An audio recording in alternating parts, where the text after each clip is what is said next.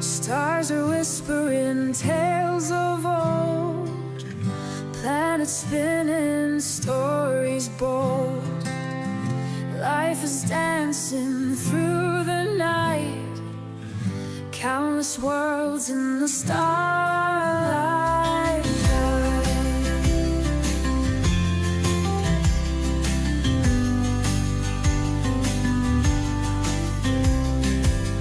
Galaxies full of mystery, infinite in their history.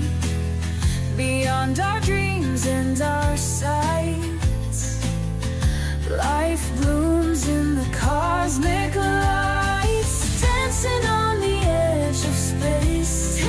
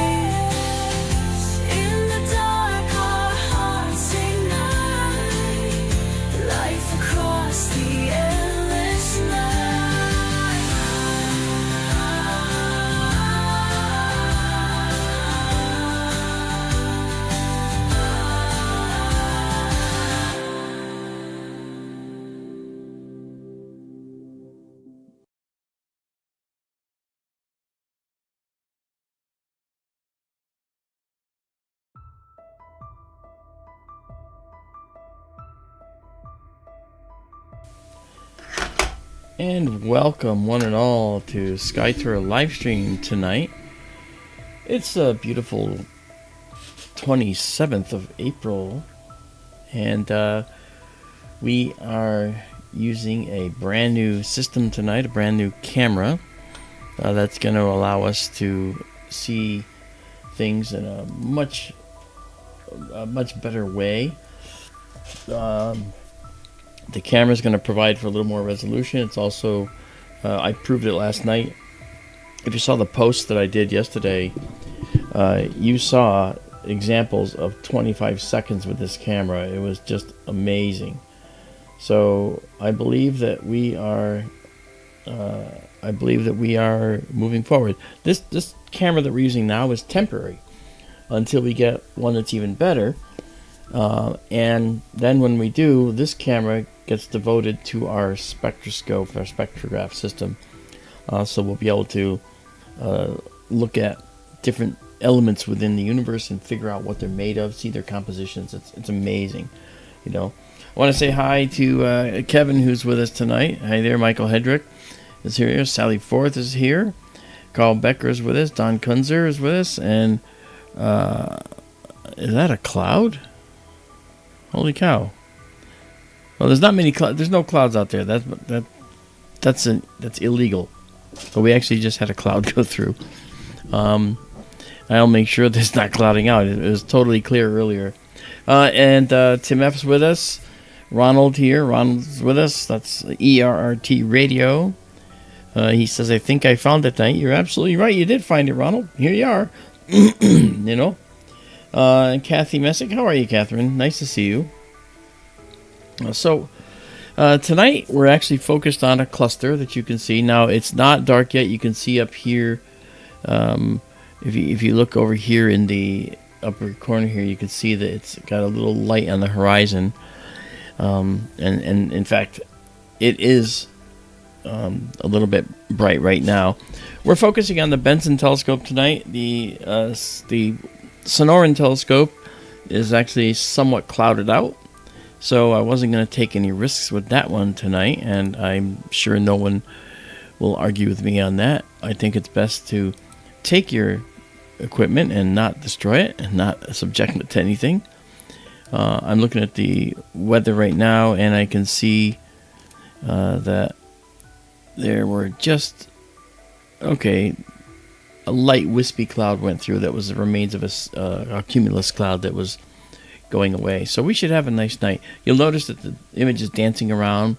We're at half-second interval right here. I'm going to go to full-second intervals, and you'll be able to see what's going on, because you'll see that the skies, it's just a little bit unsteady right now, and that's what happens at sunset in Benson.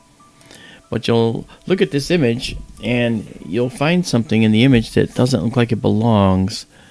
I wonder if any of you can figure out what that is.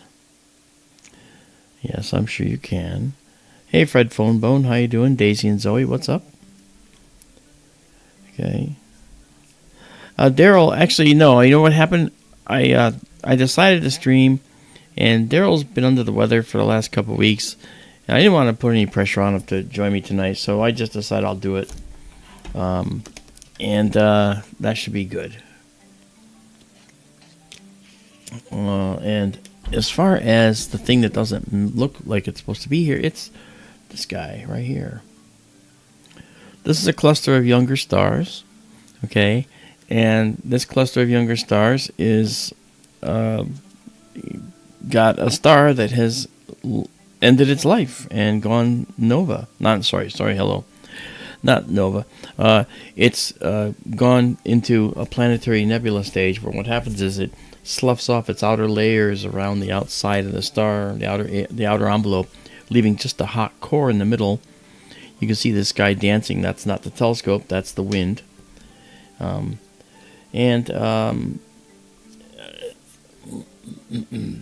so, honestly, when we look at this, we see this planetary nebula is the remnant of a star that has ended its existence.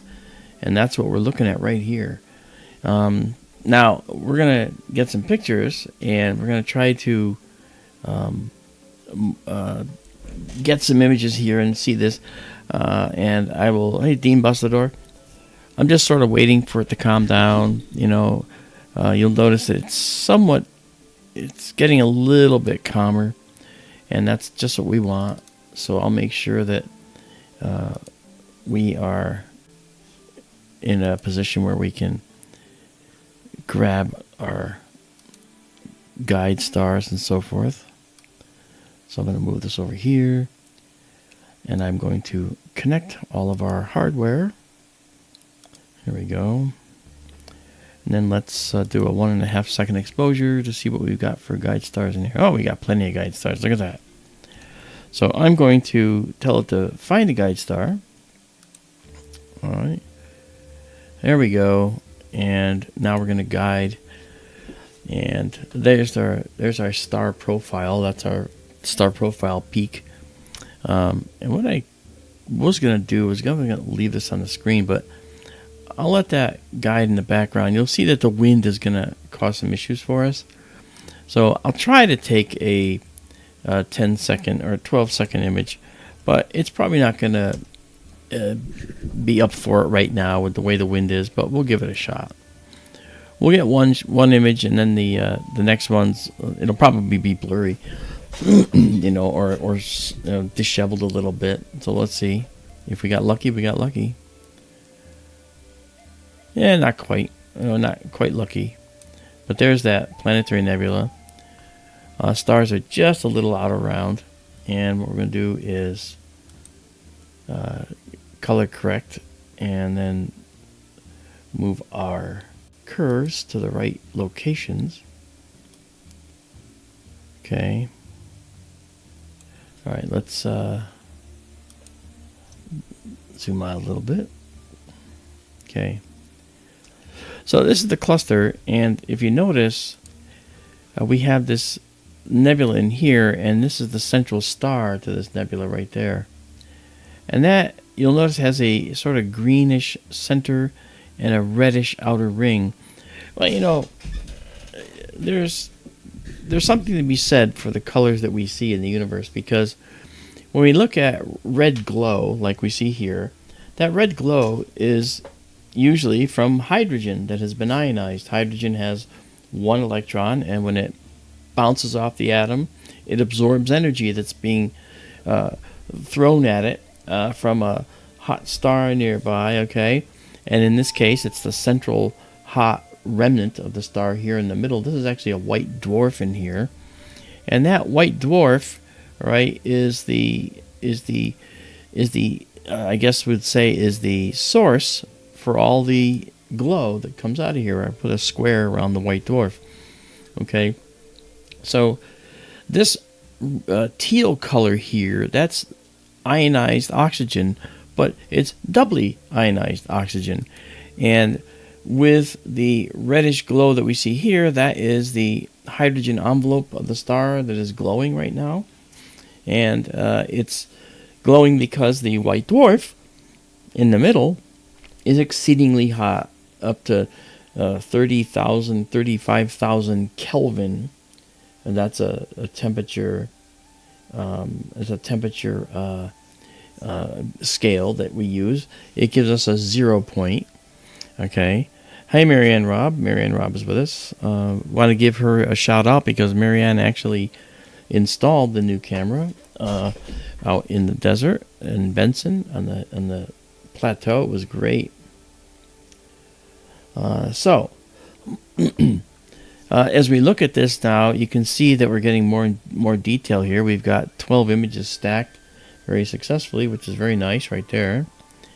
And the telescope is at minus 18 degrees on the sensor. So the colder you can make the sensor, the camera, the less noise you get in the final result image. So there is the color corrected version right now, looking pretty. And there is our beautiful planetary nebula. Now, here's what's odd about this, and I know that this is something that I know that this is something that will make sense to some of you. When we look at this cluster, we think of it as a cluster of stars that has started to go through its evolution, right? And clusters tend to be hot and young, but not always. There's old clusters too. But this cluster is actually a mix of old and well, I should say evolved and less evolved stars, because they were all formed at the same time, but some of them were more massive and went through their hydrogen fuel a little faster, and so they evolved quicker. So even though they were made in the same location with the same exact composition as everything else in this region, okay, chemically, it means that the stars might be a little more massive than some of the others. And therefore, when that happened, the stars evolved at slightly different rates. So, for instance, these two stars here, if in the cluster, could actually be red giants, whereas these might still be blue main sequence stars, where they're just fusing hydrogen into helium. But these might be all the way past that and doing helium into carbon or something. All right. However, as it turns out, these stars, through analysis, all the stars in this cluster, and this is really pretty, all the stars in this cluster are at the same relative distance to us, from us. Okay. This guy, on the other hand, is an oddball. What's it doing in a cluster of stars? This is an indicator of billions of years of evolution, whereas these, and the look we see here, is the indicator of less than a billion years of evolution, at least, maybe a little more. So why is this star, why has it gone to a planetary nebula stage? Why did it evolve like this? Did it evolve super quick? Well, the answer is no, it actually didn't in Hello Isabella. It didn't actually evolve super quick. What happened is, this is an error of, I guess we'll call it, look angle. We're looking toward a cluster, and this guy here happens to be way up in the front, way up here. And that cluster is literally 2,000 light years further past it. So it's one of these things where it's just superimposed on something much further away, and we can't see the scale. We don't get the scale and can't deduce the scale by looking at this. I mean, that's how that works, right? You don't know. Let me do a little processing here and make it a little more viewable with some more detail in that nebula. So there's your planetary nebula. I mean, this looks beautiful, and even if we take this way down and bring this down, you'll see it looks softer, but we get more detail in there. Isn't that something? That's beautiful. Yeah. And now you have to keep in mind that these stars are all kind of moving relative to each other, right? So they actually do have a motion that's imparted from their formation. I'm just zipping up my sweatshirt. I'm going to turn on the heater right now because it's actually a little cold in here. Sorry about that.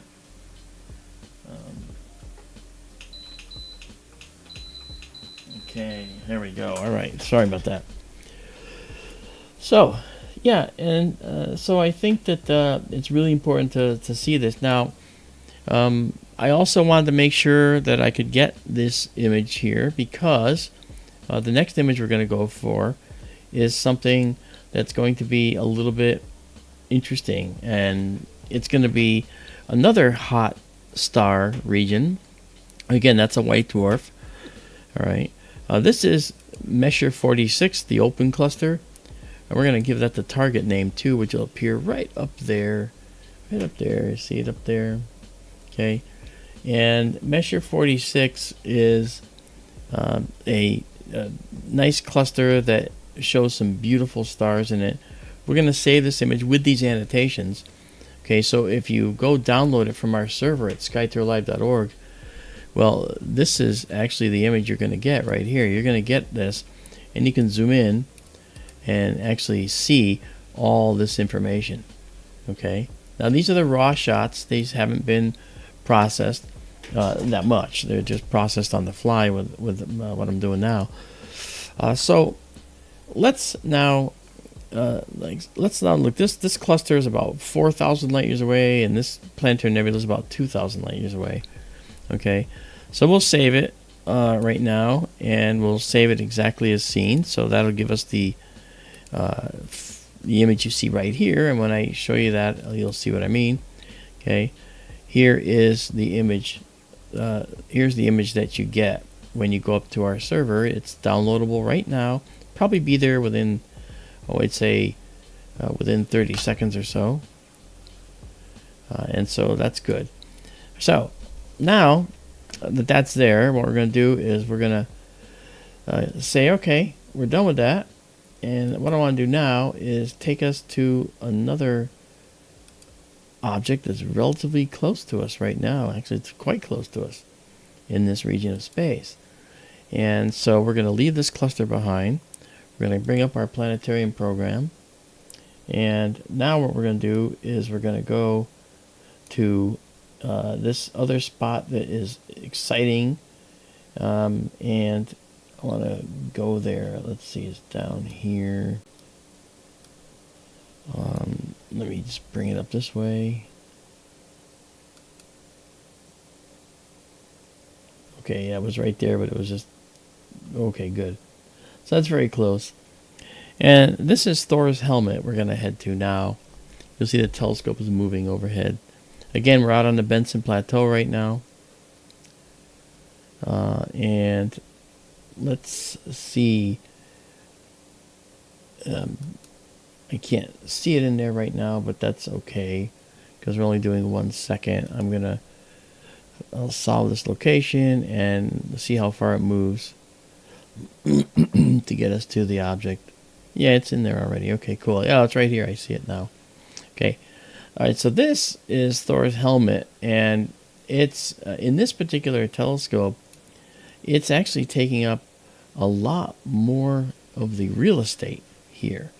Okay, and I'm wondering if we're going to see the whole thing. I'm wondering if we might actually find that the telescope field of view is even smaller. That might be cool. Yeah, as you'll see with galaxies, it's a huge benefit. Tiffany Echo's with us. Rascally Rabbit's with us. How are you, Tiff? Okay, so let's do. It's right here, and I want to move us over just a little bit. Maybe this way. Okay, and this way. Okay, that looks like it works. And we can increase our sensitivity a lot just to see if we'll be able to see anymore. I see it in here. Okay, that's good. All right, so we're going to be down at there it is right there. It's pretty obvious now. And we're going to be down at around 250 for our sensitivity here. That star is right in the middle, so I'm going to put that up there. Okay, here we are. Good. Okay, so now what we're going to do is we're going to go and grab our guide star. Yeah, it certainly doesn't have one right now.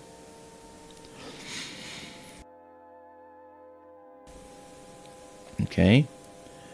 Yeah, let's do that. I got a lot of guide stars in here, and now let's go here and grab something. There we go. Let's guide. All right. You might say, why doesn't it pick these stars to guide?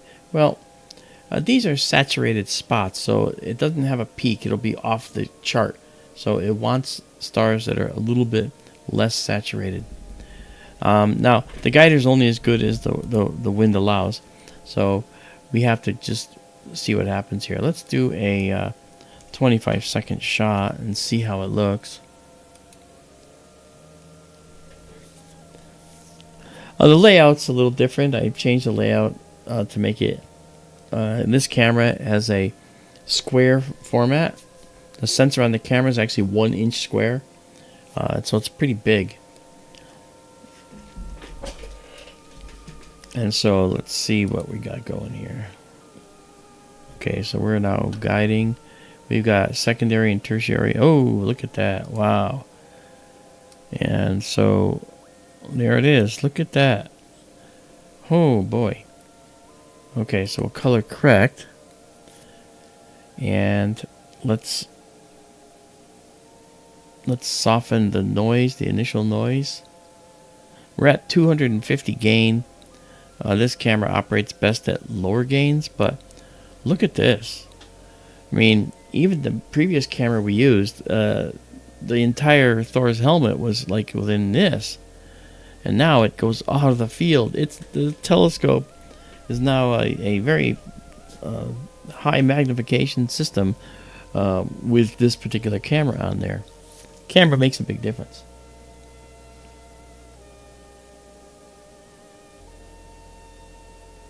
Rascally is with us for the music too. That's good. All right, so we've stacked three of them right there. You can see 3 frames. This is really pretty. Wow. This is going to be stunning. You can see a lot of detail in here that we've never seen before. Gee. I mean, it took my breath away, guys, to be fair. And I'm trying to be, Mr. Level-headed, but it was like, oh. So I can actually bring this black level up to curve to show you more detail in there. And let's see here. We got the color noise. We got the unsharp mask on. We can, if I increase this, you'll see what the unsharp mask does. You see what it does? It actually brings out incredibly more detail inside of here. This is just beautiful. And that's a little high, so we're going to come down to 1.48 in terms of the amount. And the radius of 2 pixels, 2.03 pixels is good. If we increased it all the way, then it gets almost too much. You see the noise in here now. So it's a delicate balance that we have to play with this. So I'll go to 2.29.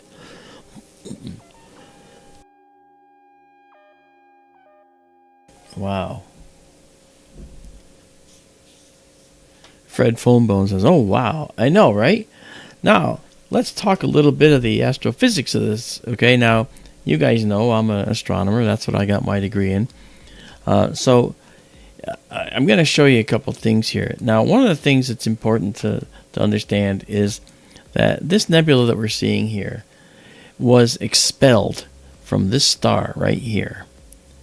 That star, where that arrow is pointing to, that star used to have an envelope of other stuff around it, hydrogen gas mostly, and oxygen, and other elements that it was made with. But this star, for some reason, has expelled its outer envelope very rapidly. That expulsion of the outer envelope is something that is characteristic of certain types of stars, namely this type. This is called a Wolf-Rayet star. Now, Wolf and Rayet were 2 astronomers who noticed that some stars out in the universe will blow off their whole outer layers because they have huge stellar winds, and the stellar winds from this star are enough to literally go from the core outward and push the outer envelope, the outer gas around the core away from the star. And so it hits the interstellar medium that it doesn't have the same density everywhere, okay? And we end up seeing, I'm just stunned by this. Isabella, what do you think of this? Are you What do you think about this now, Isabella? Oh, she says I really like the new camera. Yeah. So the stellar winds will push out this outer envelope, and what we're looking at right there is the core of the star. That's the core of the star we're seeing right there. And the thing about the core is that when you look at that star right there, okay, that's the guy that's blowing this stuff out and making bubbles. So these stars blow bubbles in the universe, okay? And this green, this is all doubly ionized oxygen, and doubly ionized oxygen is a teal green color, all right, that we see. And this has all this complexity. We've never ever, even with the most previous camera we used, never seen this much detail in Thor's helmet. I'm astonished by this. Look at all the other detail here that's out here that we just don't get to see. Oh man. And guess what? It's not even fully dark yet out there. So that's what we're seeing, a little red in here. Some of that might be an offshoot of the, yeah, there we go. So I was able to pull away momentarily. I was able to pull away that red, and look at this. Now I'm going to, Thor's helmet. So I'm going to make that the target name now. And Camulus JB. Is it a white dwarf star? No, not now, Camulus. The center star right now is not a white dwarf star. This is the hot core of a star that hasn't, a very massive star that has not finished doing the fusion of all of its material. It's still fusing material. White dwarfs don't fuse anything anymore, except in special cases. Except in special cases where the star is orbiting a red giant and it can suddenly fuse the hydrogen on its surface that bleeds onto it from the red giant. And we call that a nova. And sometimes, under certain conditions, the white dwarf survives, the red giant survives, and the white dwarf burns the hydrogen in the bright conflagration for a period of a few days. Then it goes back to being a white dwarf again. Oh, look at that. And when it goes back to being a white dwarf again, it ends up just starting to acquire the gas. And T Corona Borealis, which is actually rising, is a star that is thought, goes nova every 70 to 80 years. So it doesn't cause the star to be destroyed.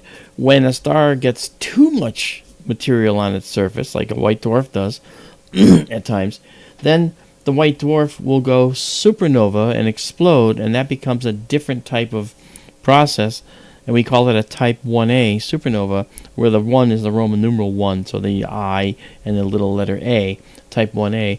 And those have the characteristic of exploding it's in such a way that they're always the same brightness. So if they're very, very far away, we can see how bright it is, and we know its intrinsic brightness, the brightness it would be, just about 10 light years from the Earth, and then we compare it to what it looks like in the sky, and from that we can get something called a distance modulus, and we can get the distance to galaxies where we see them in all these other places. So, is this really Thor's helmet? I'm stunned. Wow. I don't know. Whew. This is amazing. Carl Becker says, how fast is that mass moving away from the center? In all likelihood, the stellar winds are moving out at well more than supersonic speeds. It's because it's pushing actual material, okay? And the material can't go anywhere near the speed of light, okay? So it's not that powerful, but it's definitely extremely hot. Lots of ultraviolet radiation. And you can see there's some dark nebulae in here, though. That wasn't made in this, okay? That dark nebula was all here, and this outer envelope was pushing into it and distorting, and that's the shape we see right there. it's being distorted. Jeez. Now we have 22 images. I gotta save this. My gosh, this is... I've never been at a loss for words, guys. I'm sorry. I'm gonna zoom in now in the center. That's something we couldn't do before. Oh, look at this amazing little bridge of higher density oxygen atoms or nuclei that have been ionized. Or, yeah, you know, and then the electrons, when they come back in, they give off the light that we see here. Wow. Whoa. That's just something else. Kathy Pernisic is here. How are you?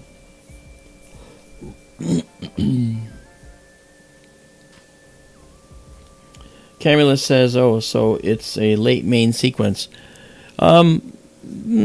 No, actually, it's probably not. Actually, and we know it's not. It's a very massive star, so it probably was an O star. Okay, the hottest and bluest, really early main sequence, and hottest and bluest that the universe can offer, and it has massive stellar winds from processes that aren't fully understood.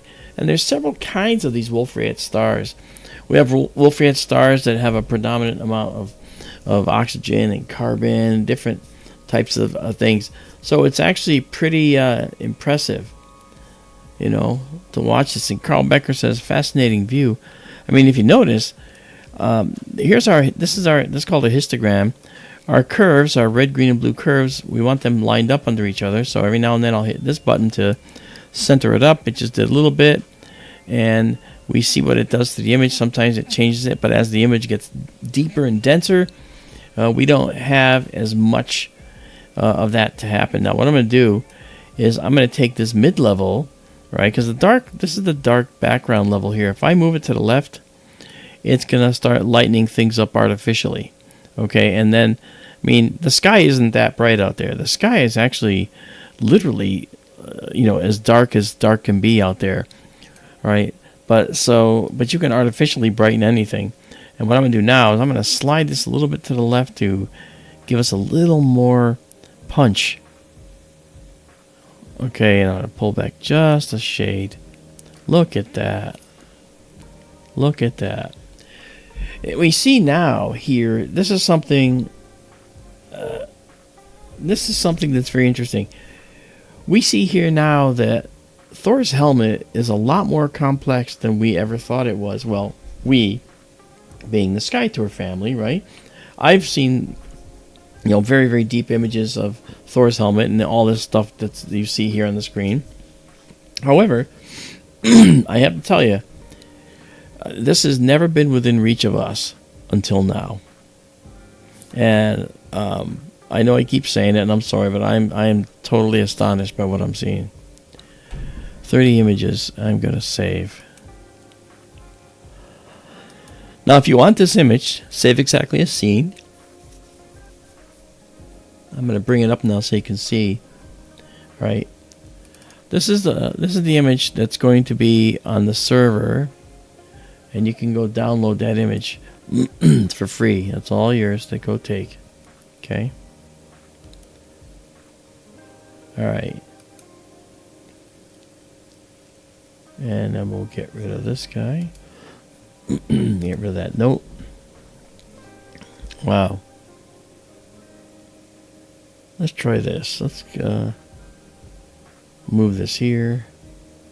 And let's move the telescopes out of the way for a minute. Yeah, that's what I thought was going to happen. I can't do the same process on this one as I could, so I can do this. Here we go. And then move it up. Look at that. Wow.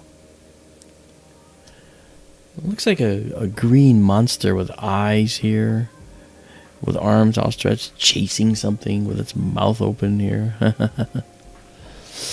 Interesting. Oh, like a frog. The Frog Nebula.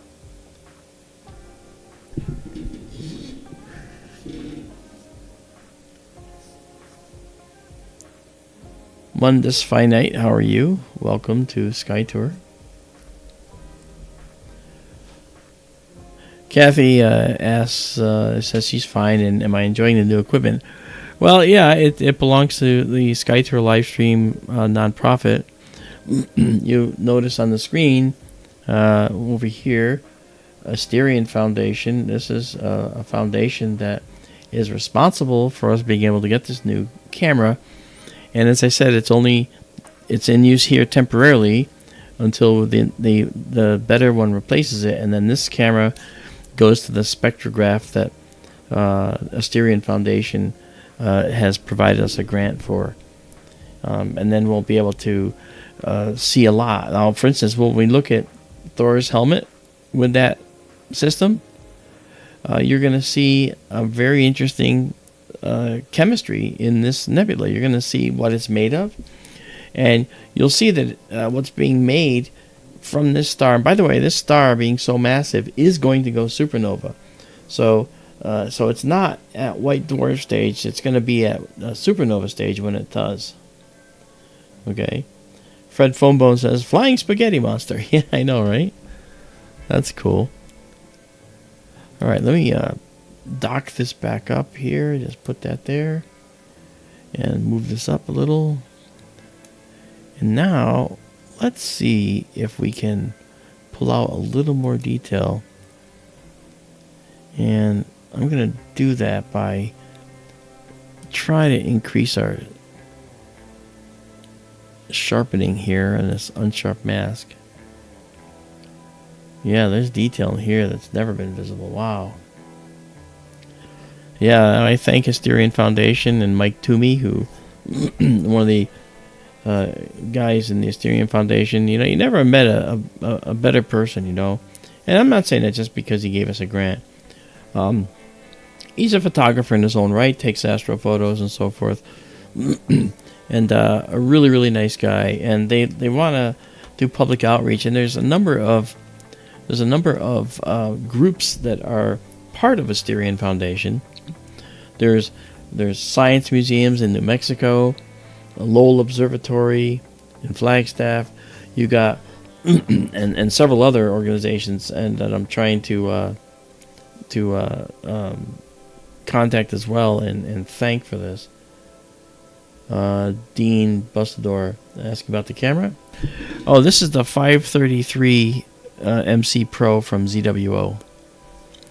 The camera is well known as a workhorse, and the previous camera we had, also tuned to the telescope, was older, and it was showing its age. So thanks to Marianne, who is right down there in the chat, she was able to go out to Benson, and not only go to Benson, but she went to Starizona, one of our huge supporters that provides us the equipment. Not, we buy it, of course, but Starizona and David, who's there, David's been out to the observatory to do some fine alignment for us. All good people, I'll tell you. And Marianne went to Starizona to get the camera, and I believe that was just yesterday. And then she installed the camera.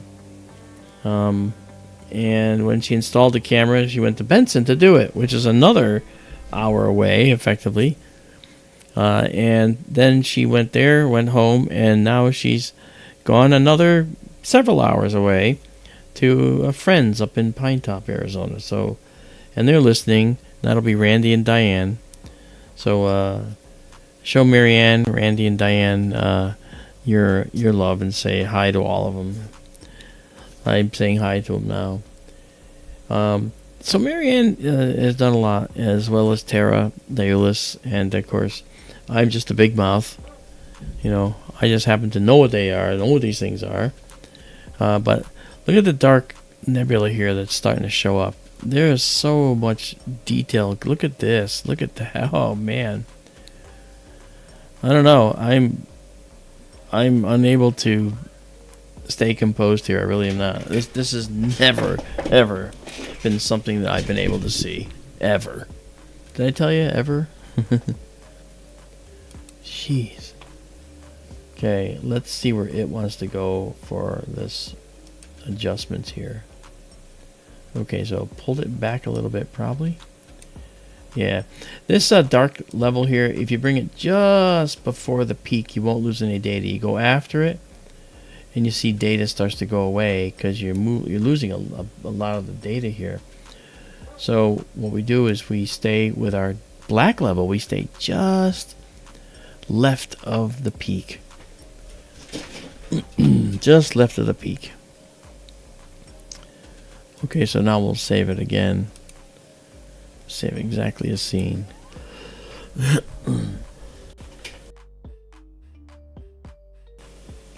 Okay. Laid Back Observatory is joining us. Greetings from Aruba, fellow astrophotographer. All right, man. How you doing?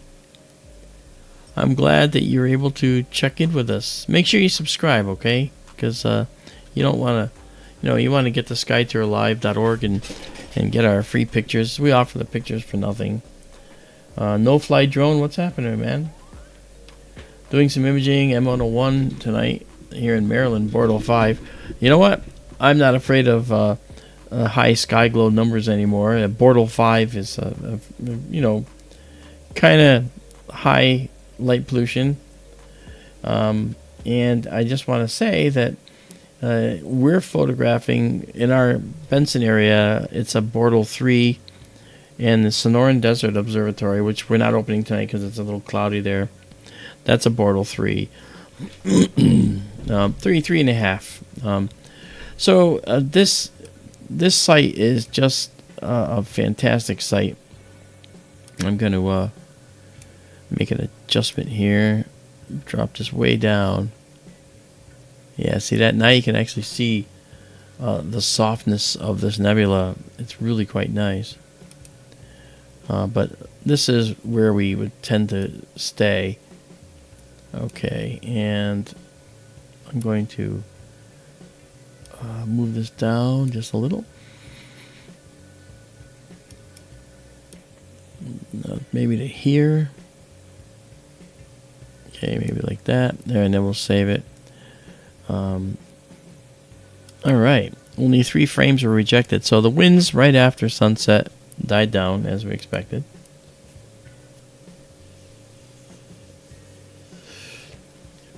No Fly says Bortle 5, but very pleased with the results using the L Pro filter. Yeah, L Pro, yeah, exactly.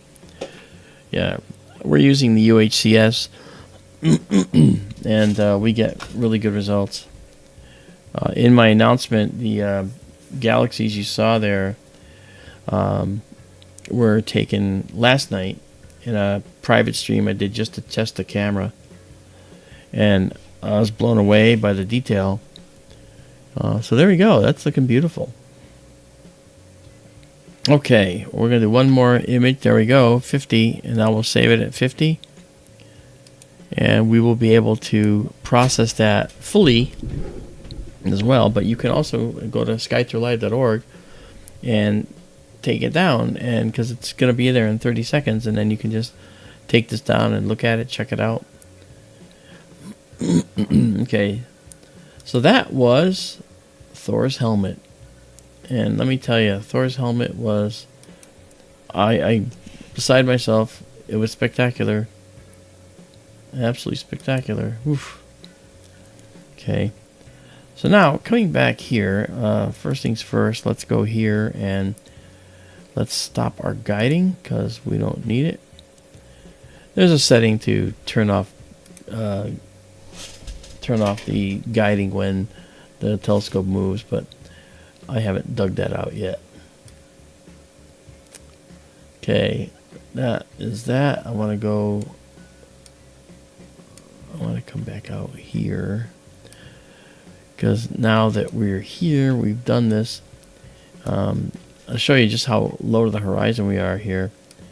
There's the horizon, and we're right there. I mean, we're actually, we got that beautiful shot of Thor's helmet when it's actually in the murk. So not bad. And what we're going to do next is we're going to come up to Leo, and actually Coma Berenices over here, And let's go check out some of these galaxies. There's tons of galaxies in here. Oh yeah, look at all these. And then in Virgo, we have the Virgo galaxy. We're gonna let's go here and check out the eyes. This is interesting. These galaxies are amazing because there's so many of them in such a small area. And what the telescope has to do to see them, it's going to flip over to the other side. And you can see that it's moving up there, flipping to the other side, and then it's going to go down and look up. Because it has to be able to see just to the east of the pier. Okay, so here we go. It's getting there.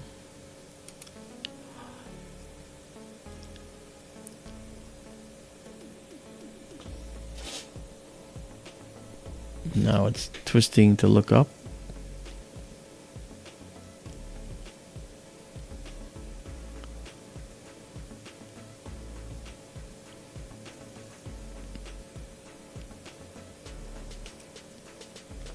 All right.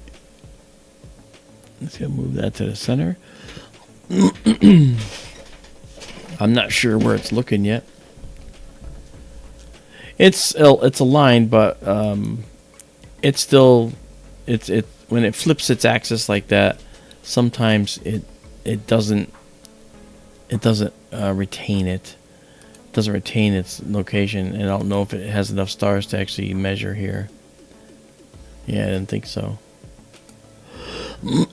So what we can do is we can actually fool it. We can try going to this cluster M3 first and see if by going to M3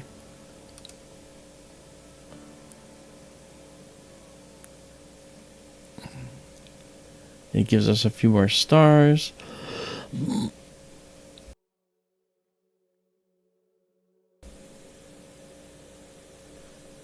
Okay.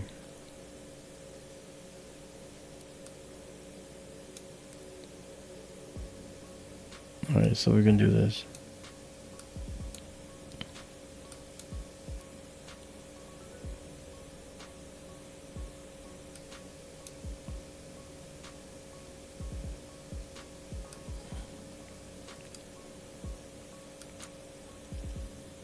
The focal length no-fly is 1955. We got a 0.7 full field focal reducer. Alright, let's see if we've got M3 there. And it's selected. So now what I'll do is see if we can identify and resynchronize for the other side. Yep, good. So M3 will show up right now in the center here. There it is. Boom. Globular cluster. Unbelievable. And this is so cool. I'll center that up.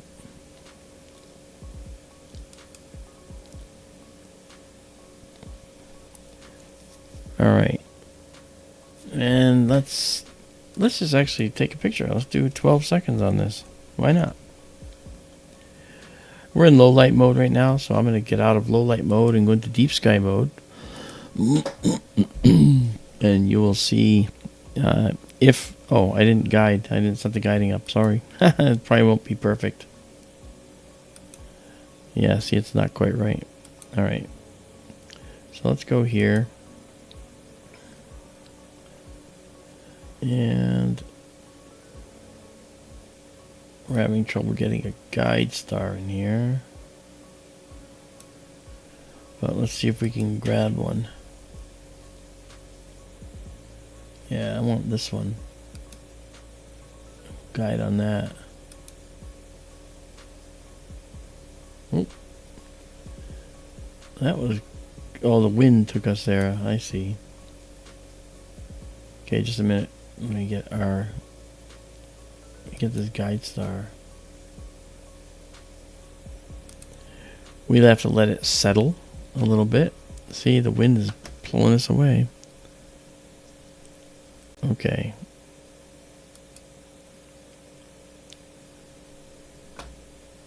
Try again.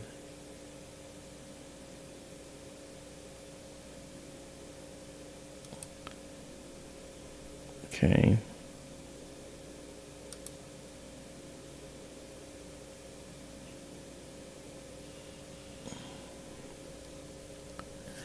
We'll let it settle. Okay, so it came back.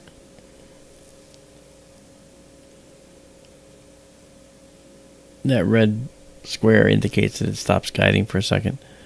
So we'll clear this and let's see if we can get our guider to stay on task. The wind's popping us around a bit. So let's see if we can get a couple shots here with this. Well, I mean, it's not good, but it's not bad. But look at that.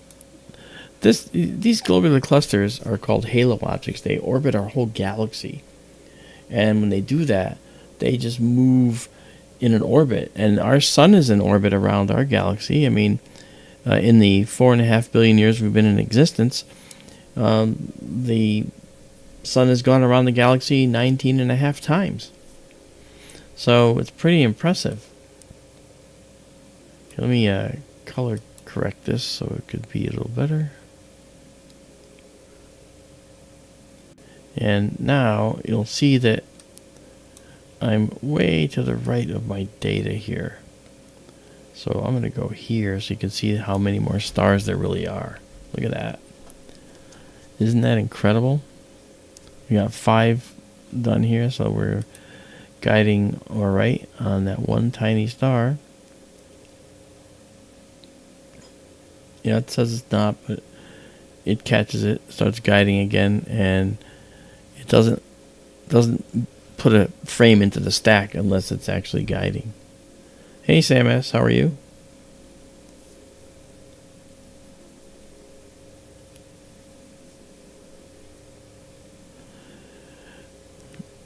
Marianne says, hey Mark, Randy, and Diane say hi. Good. Nice to see you guys. I'm glad you're here. Very good. This is a little indicator of the telescope. We can actually see the telescope and move it around. This is kind of important because this is a 2D image up here. You don't really know. Like, this is a lot of very expensive gear dangling off the back of that telescope. And if it goes at just the right angle, it can hit the pier. So we want to make sure that it's nowhere near the pier. We can always move it a different way to make it go the right way. But this way it helps us visualize. Look at that, 10 frames. All right, and let's see if it knows where we are. Yes, it does. Yes, it does. It knows we're at M3. So we're gonna save this with annotation. So you have that and its position in the sky, magnitude, brightness, and then we'll make it a target. And then we can come out of here. Yep. No, we're good. And then we'll come out of this and go over here and say save. And save exactly as seen.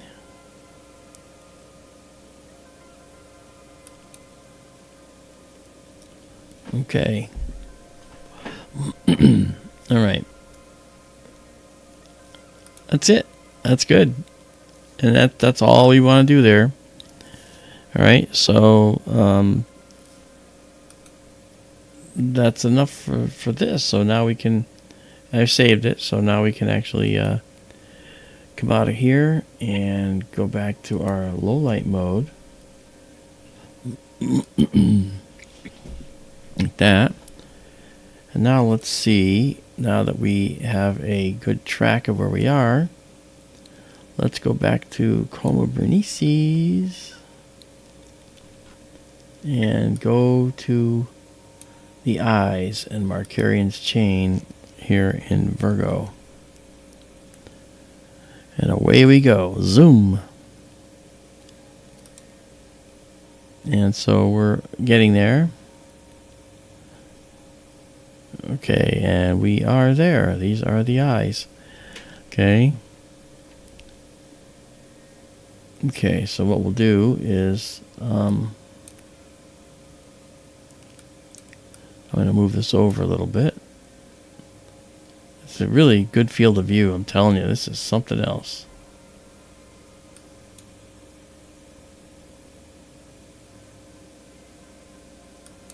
Wow. Why are they called the eyes? Well, we'll take a look. You'll see. Okay, I'm going to go this way here. Alright.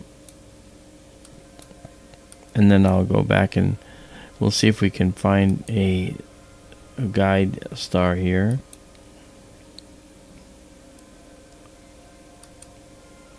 Alright, so I'm just going to pull up this.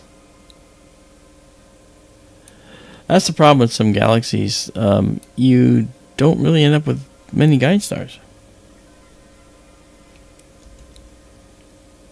Let's see here. It's going to do that, which I don't want. I have to do dark frames for this as well. And I haven't. I have to be there to do that. It's nothing that Marianne can do. I have to be out there to do it. So you want to have, remove the noise from the background of this particular guide camera. Okay. So that looks pretty good. So now what we'll do is we're going to do a 25-second shot of this. Okay. And these are the galaxy pair called the eyes. So we'll come out of low light mode and head into deep sky mode in just a moment. Hey Creamers, how you doing? Creamers, did you get your binoculars? Alright, so here we go.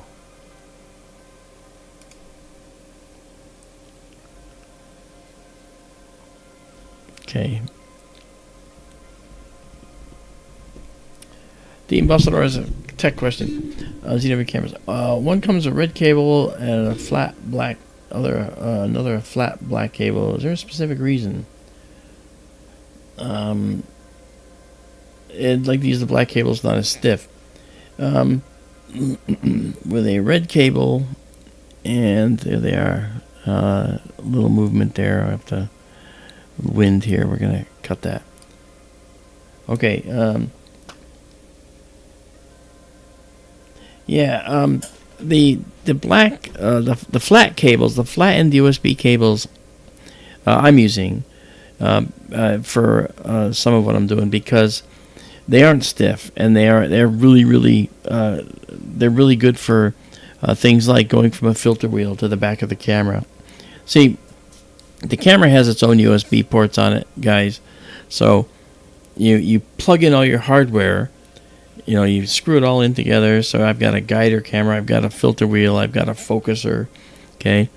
Well, the camera has a number of USB ports on the back, which is kind of useful, very useful. And those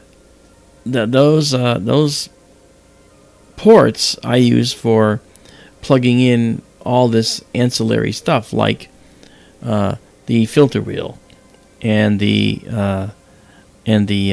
guide camera. Okay, and it provides the power and so forth, and it's really nice. And it's so, but you got to look at the ports and make sure they're not USB 3, because I know that the camera back has a USB 3 data cable. All right, and you want to make sure you use that, or you might drop data. Look at these eyes. Look at that. I mean, I've never actually seen detail like this in the eyes, that's for sure. Let's color correct. Good, nothing changed. Now we're going to do this. It's going to be a little too bright. That's the mid-level. We're going to move that down. We're going to move the black level over. Okay. And we're going to pull the mid-level way down here. Make it a little more obvious. Look at that. So let's take a look at what we're looking at here. Okay, these two galaxies that we're looking at are amid a whole bunch of others. We're going to look at Markarian's chain here. This guy right here. I think that's an elliptical galaxy. And they don't look too exciting, but some of these others do, and we're gonna check those out while we're here. But here, look at these. These guys are interesting because let me just grab one of them. Okay. All right. They're actually you're looking at galaxies. These two galaxies are 46 million light years away. So only a few million years after the dinosaurs died, the light that you're seeing tonight left those galaxies to get here, going through the long distance of space. Isn't that incredible? And then here it is. Okay, so here's the other one, and this one is 66.8 million light years away, so it's a little further than this guy right here. This one is 46.9, so 47 million light years. This is 66 million light years. So that one's further. Stands to reason. This one's got a little more going on. This one looks fainter, farther away, smaller. Fascinating stuff. Wow.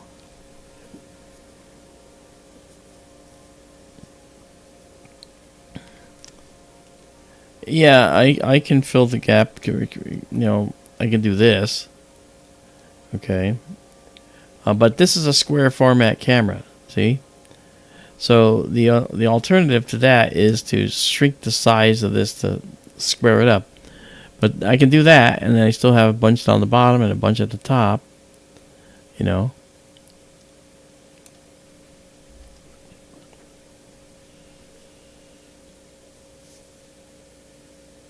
Okay. So I'm thinking that our guider, oh, it's still going, but the guide camera is actually really capable, and you know the wind comes up and a gust of wind comes up, and next thing you know, we're not getting our image, you know, but you can see how many failures there were to how many good ones, and then the wind blows and you get that. Right, off the charts. Look at that.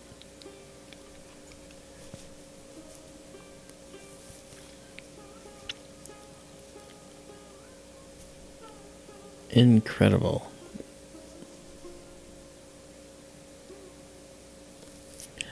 You know, Camulus says there's some darker regions there. Yes, you do. You see some dust in this galaxy. We have plenty of dust in our galaxy. That's when you look up and see the Milky Way. You see the dark lines running through the Milky Way, the dark broken rifts of dust. And that's from within. We're looking at it. But if we're outside looking in, we would see it kind of like we see it here.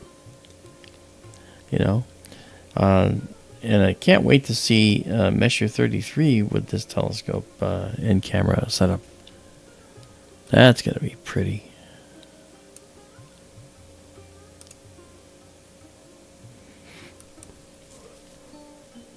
All right, let's pop this right at the top. And now let's pull this down.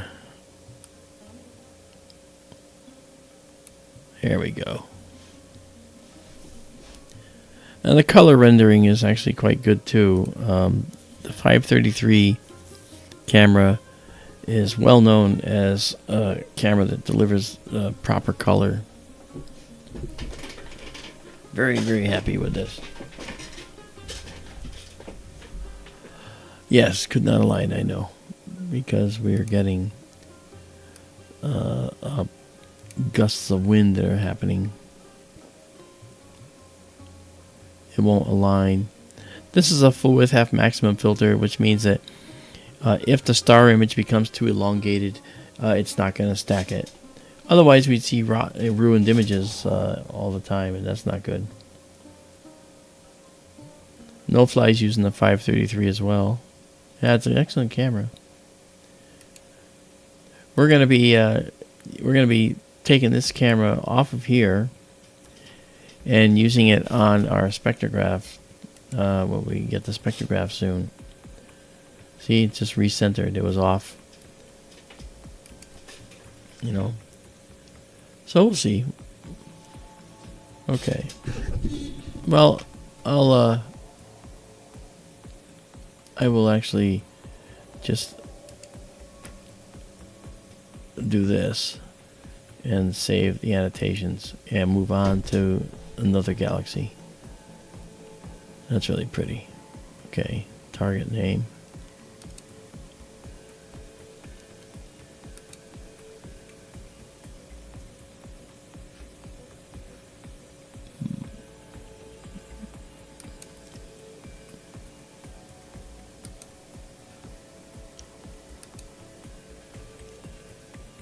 Okay. Alright, so we'll stop for now because it's not giving us a satisfactory result. It did get one more in there, which is good.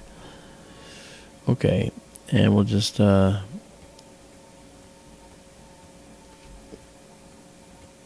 take this out of here now because we're done with that. Okay, and we'll go to 1 second low light mode again. Alright, and now I want to take us to that's our field of view, by the way.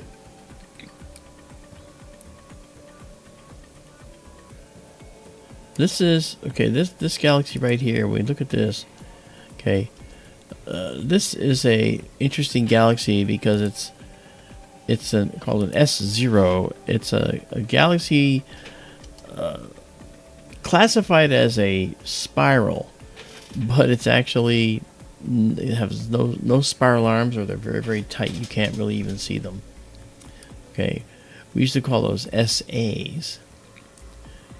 But this set of galaxies here is fascinating. I think we're going to try it for this location. All right, let's go there. And let's do a test shot. See what we got here. And we'll do that for 25 seconds. Okay, and we'll just let it come in and see what we got. I'm not even guiding right now.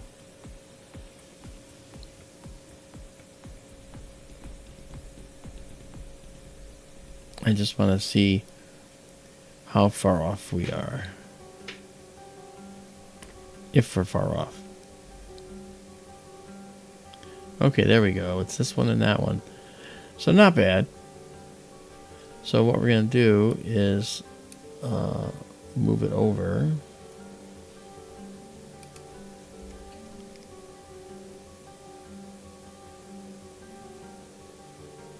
Okay. It kind of looked like that's where it was.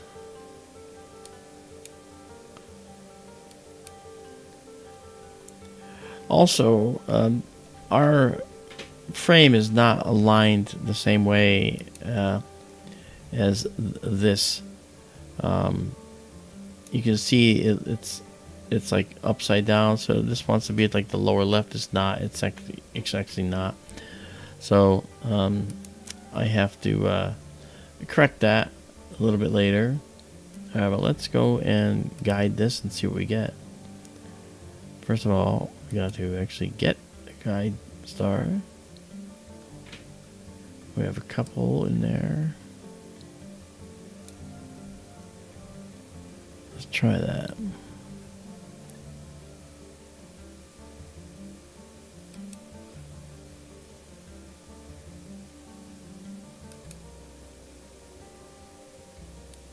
This might be a questionable star, but we can try it and see what happens.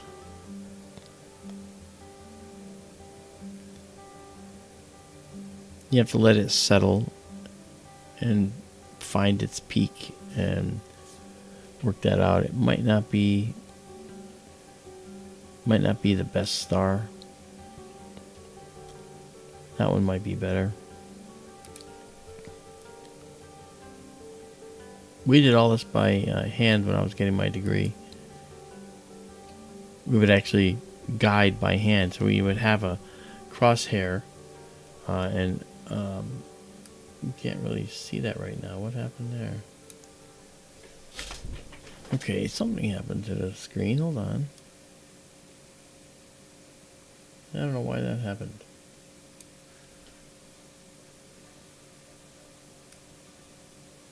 Yeah, that's weird. Okay.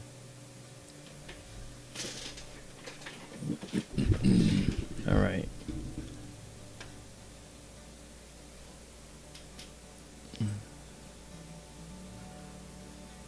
All right, so we're still guiding. Good. All right, let's try it. Give it a try. And I'm actually going to reduce the sensitivity to 200 from 250. Okay, and go into our deep sky mode.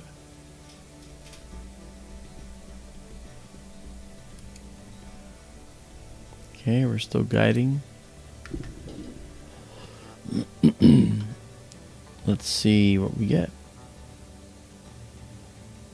Okay, that's a good beginning. Let's go into our histogram and look at our data. We're going to take this value right here and take the black level a little bit to the left. And we're going to pull this over just so we can see what's going on. Look at that beautiful galaxy. See, when it first comes in, you notice how it seems like very grainy and noisy. Well, that's because we're getting digital noise as we take these photographs built into the camera. And so by stacking, we're building an image sandwich. We're aligning the previous frame with the frame below, and we just keep stacking them on top of each other. And what that does is it averages out all this noise you see in here until you have a beautiful background left behind. And that's really cool.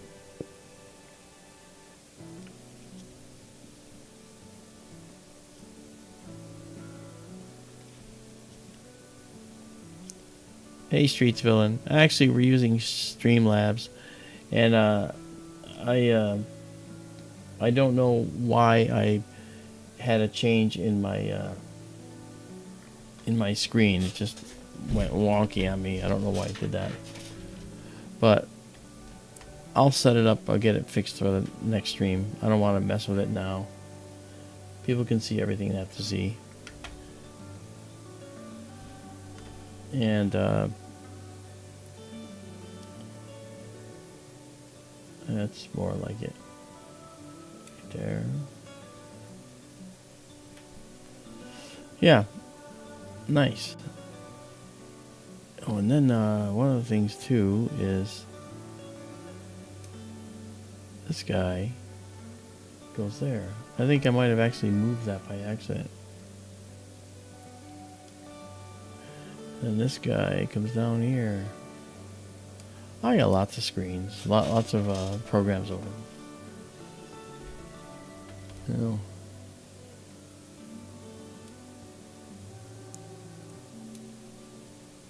Right, then we got this. Yep. Okay.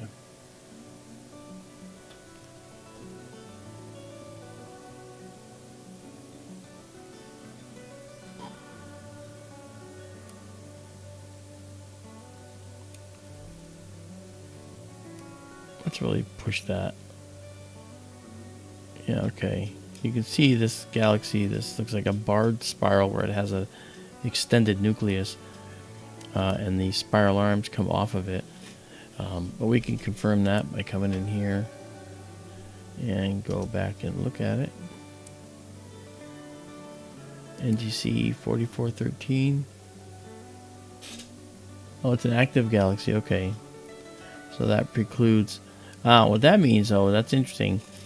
When we get our spectrograph running, if we come through and we actually look at this galaxy, we'll be able to see all kinds of emission coming out of the galaxy that are really interesting. You know, excited elements that are all inside of you. Everything you're made of was made in the heart of a star. Hard to believe that, but it's true.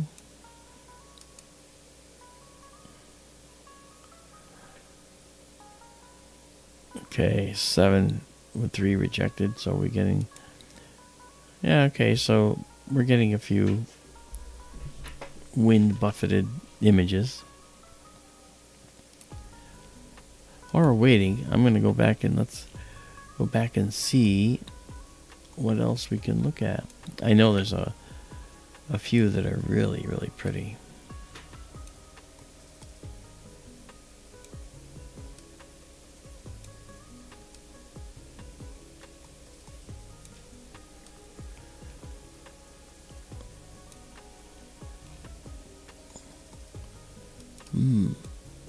That'd be pretty big in our screen. That'll be big in our windshield.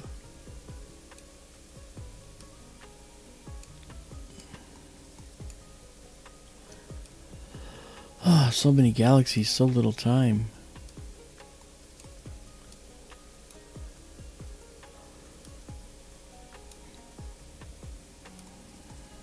Maybe we'll do the silver streak next. Yeah, silver streak. That's going to be pretty.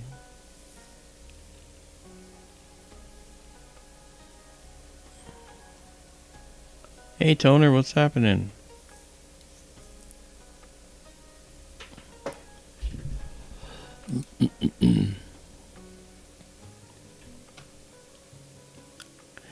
This one isn't coming out as good as I wanted, so we'll abandon it. If we want to come back to it at some point in another session, we will. But I'd like to actually get something that is going to really be impactful. So to do that, let's try Silver Streak.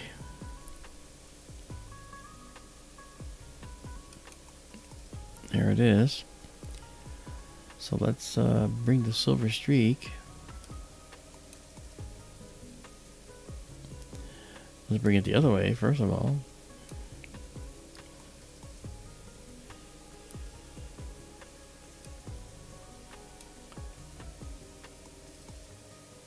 There we go. Okay, now let's go over here and see if we have a guide star in here we can use. You might wonder, like, where are these guide stars and why don't we see them? Well, this is a tiny little prism that's injected into the field outside the camera's view. And it picks off a little bit of the field and allows us to actually use the stars that are in there. Okay? And they become the guide stars. Trouble is that sometimes you don't have them. So we have a unit coming that we're going to put on the telescope. It's called a rotator. And it's going to allow us to rotate the field around until we can get a guide star. Now that's how this works. And it's okay. Okay, so now let's see if it'll guide on that.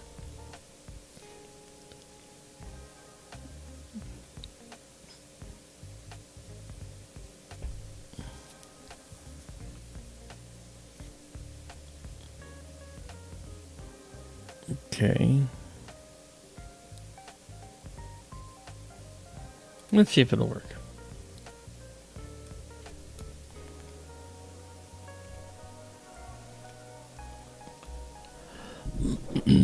Thanks for hanging out here on a Sunday night, guys.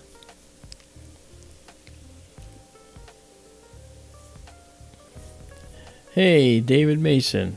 Good to see you, brother. David is a inventor, and he invents all manner of electronic systems for use on television shows like Skinwalker Ranch and other shows like that. He is an exceptional technician and incredible guy. All right, so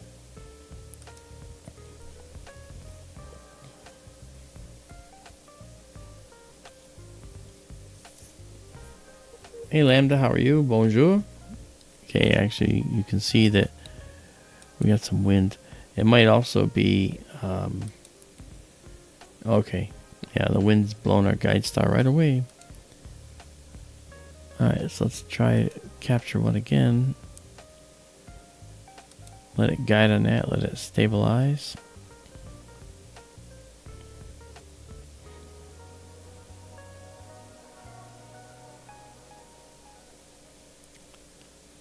Yeah, it's trying to pull it back in from the with the wind.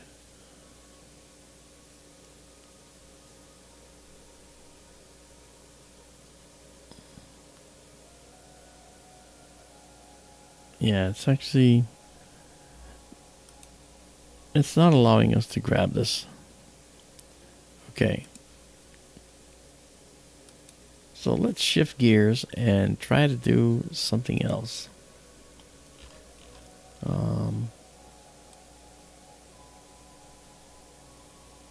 We did that.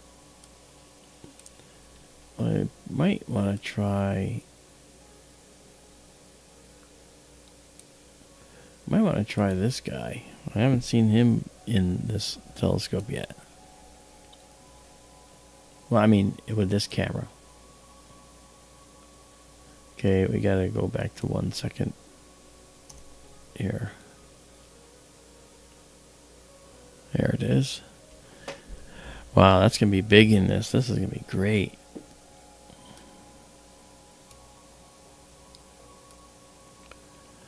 This is called the Whirlpool Galaxy, Messier 51. The Whirlpool Galaxy is often photographed because it is a galaxy in collision with another galaxy. And it really is something. Now, hopefully, we can grab a guide star here and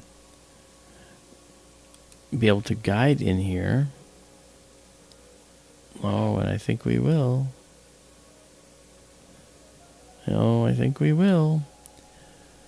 So, I'm going to see if it'll automatically grab a guide star. Oh, the wind's blowing. Look at that.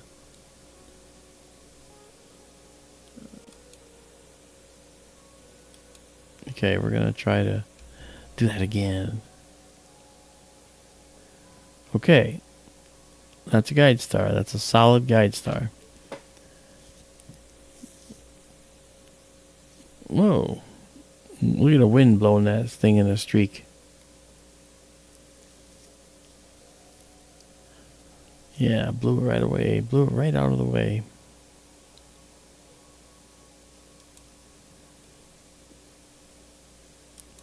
That's the wind is fickle out there, you know. Sometimes we get it, sometimes we don't, and I just like to try and get photos. Oh man, that was fast.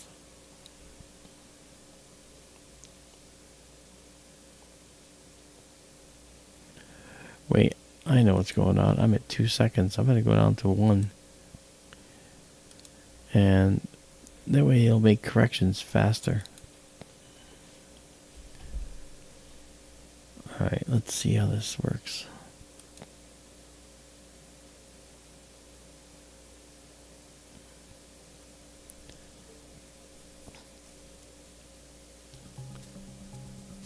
Okay, it might be able to keep up with that.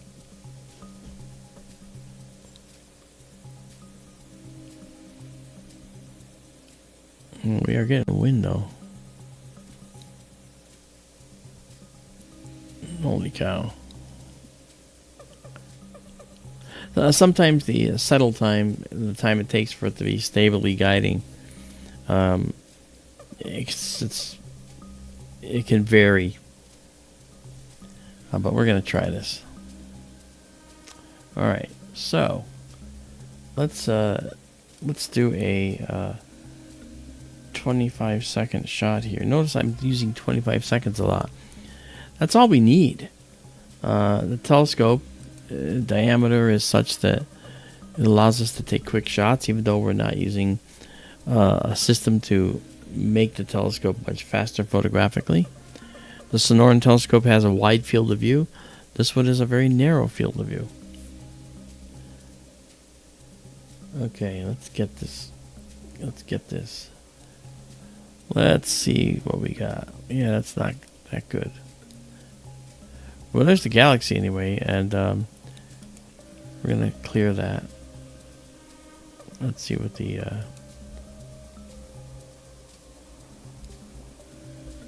Oh, guiding is still on target, but let's see what we get. No.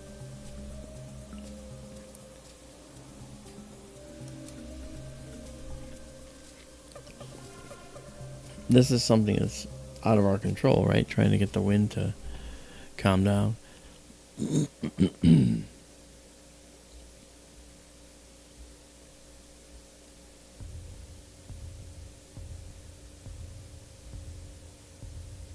There we go. That's a good one. That's a good start. Now let's zoom out a little bit. Okay, we can talk about this right now. Here's the nucleus of the main galaxy. Here's another nucleus of another galaxy. This was the main galaxy, and this galaxy is the interloper that collided with it. And when it did that, it tugged on the spiral arm and pulled it out a bit. See that?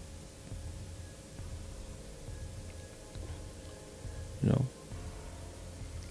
So if we saw this from the side, okay, the galaxy from the top, if you look at my photo right here, my image, the galaxy from the top is the bigger galaxy, and then you got the smaller galaxy over here. If you turn that sideways, it would actually end up looking like this. Okay, the spiral arm that's on the end right here pointing, okay, is bent a little bit, and this galaxy is gone through the main galaxy. So from the side we can see that now. We figured that out by studying rotations of obviously of the galaxy and the stars in the galaxy. So it helps us do that. So now if we look at this, I can show you that I can pull this dark edge right up to the very limit. Okay, and look at that. Look at the detail in this galaxy. So this, like I said, this is a galaxy in collision. It's actually a galaxy that is probably going to not look like it does now in the next few million years. Because the galaxy going through it is going to come back and go through it again. They're probably going to be orbiting each other, and that's going to change the way the galaxies look. And it's going to be quite soon, over the next 150 to 250 million years. Streets Villain says, looks like it's eating the other smaller nucleus. Yeah, I guess that's true. But when this one went blasting through, okay, what ended up happening was that it pulled material from this galaxy with it as it went through.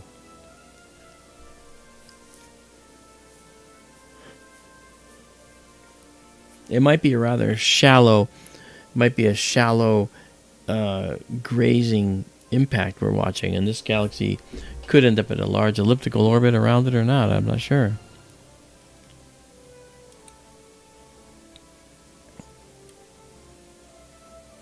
Raise it up a bit.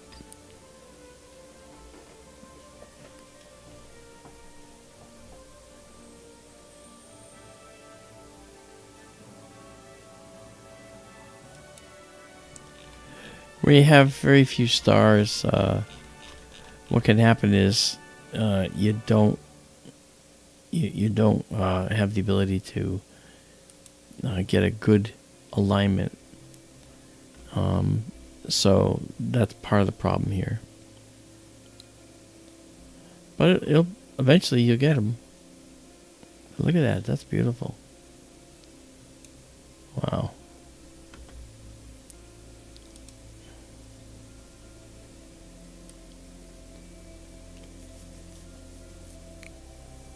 Okay.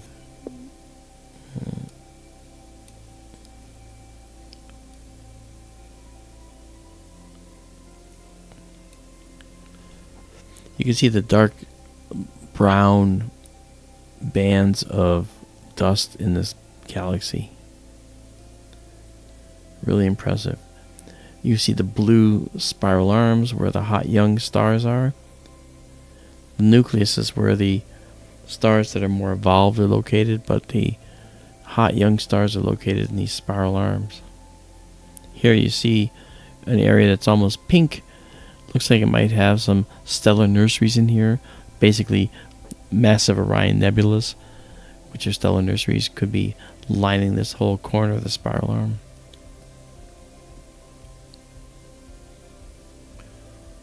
Let's see if we need color correction. Beautiful.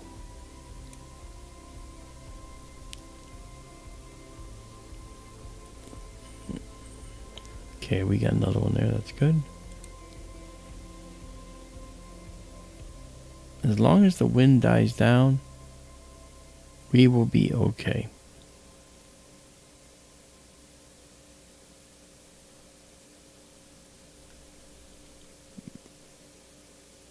Let me try to grab a different guide star. Try that. More compact star.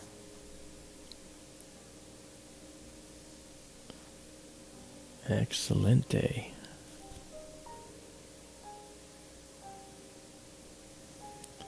Let's move that out. Ah, yes.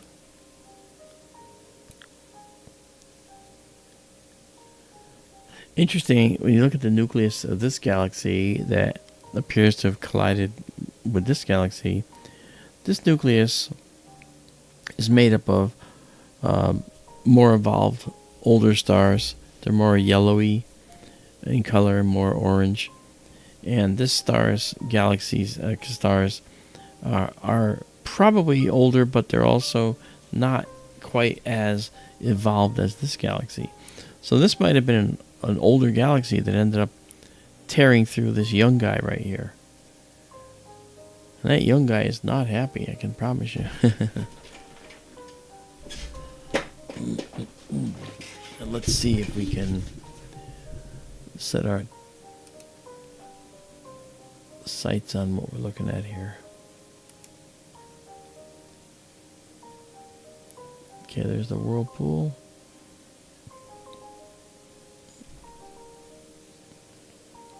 And notice this, there's a spot here. I thought I saw something here in past images, and it turns out it's another galaxy. That's interesting.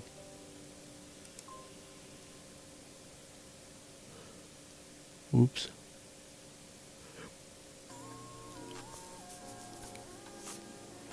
It's going to give me that message now because I keep making the same mistake. Yep. Okay, so now we'll save it again. All right. And now we'll come out of here.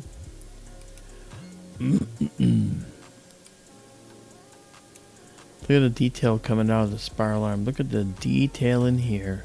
Wow. That's just something else.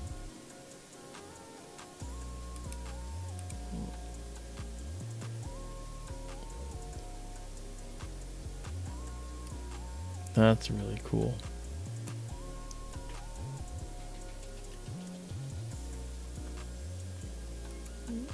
Let's do this.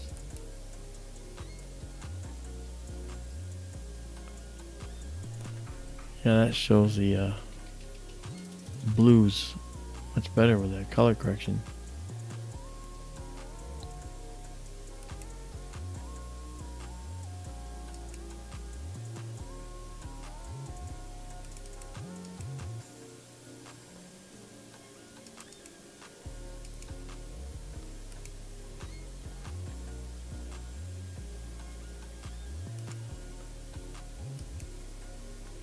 Just playing with some parameters.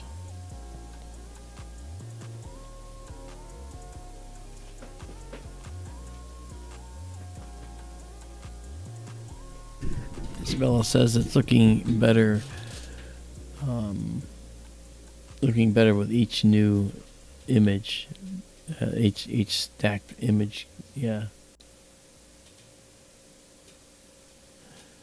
Yeah, that galaxy is actually having a really bad time, Isabella. There's no doubt about it. Kathy Pernisic says, that's a neat shot. It is. It really is cool to see this like this.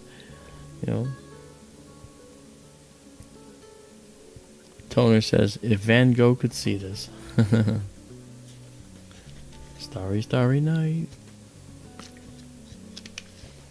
Yeah.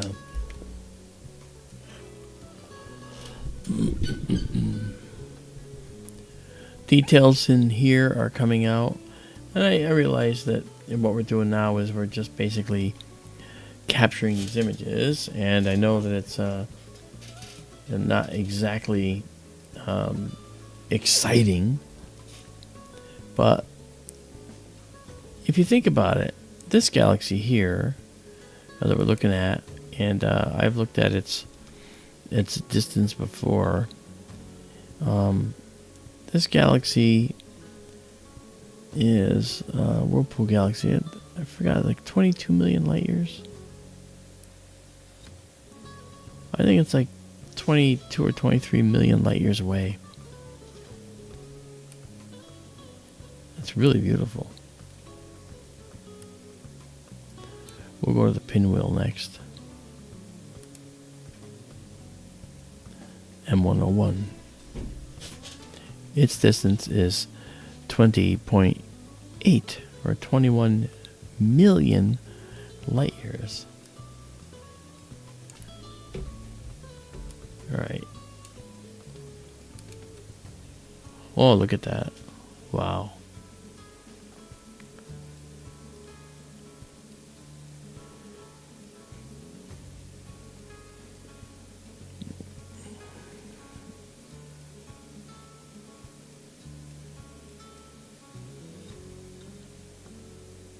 Let me look up something here.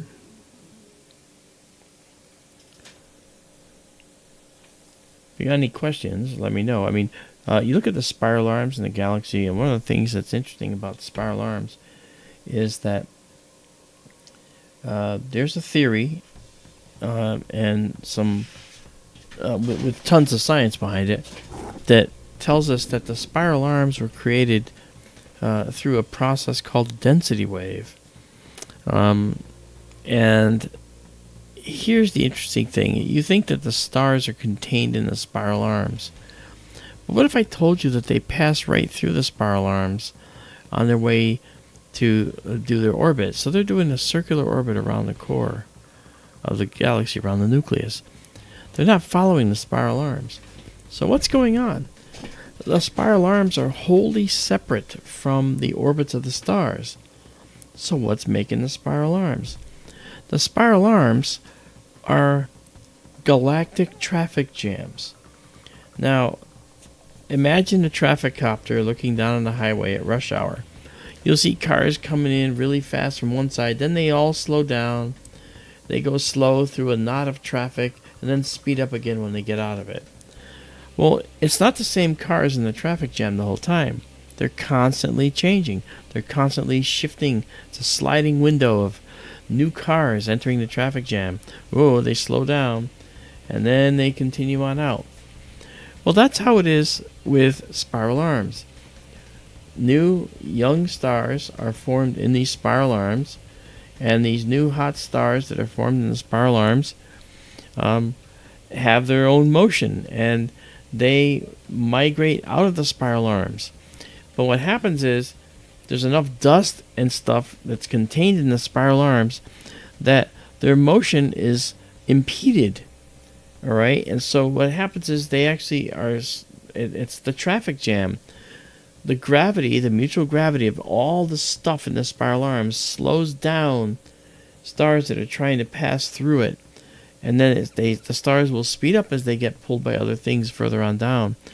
And so what happens is you end up with this tug of war with gravity, and finally, of course, gravity always wins, and so the mass that's in the spiral arms tends to slow down and impede things trying to pass through it. All right, and so that's why you can have a star making a normal orbit in a galaxy, in a circular orbit.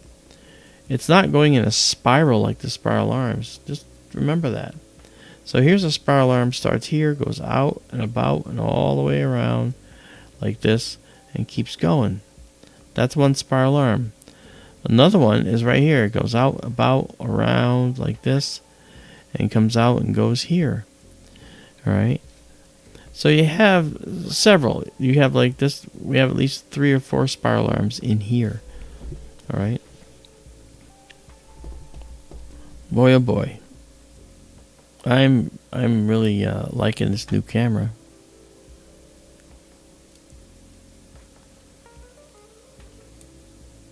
Look at that.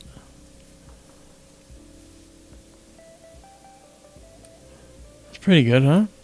Pretty nice.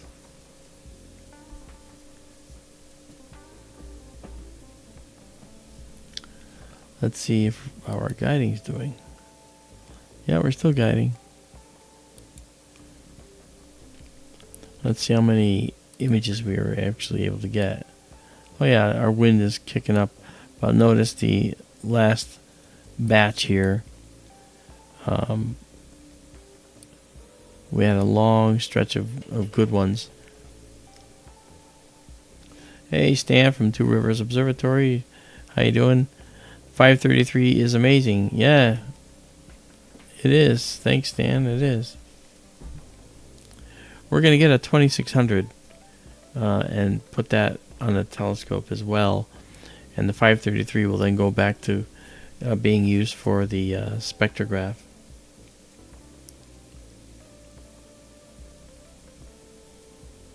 Wow. I'm just, kind of stunned.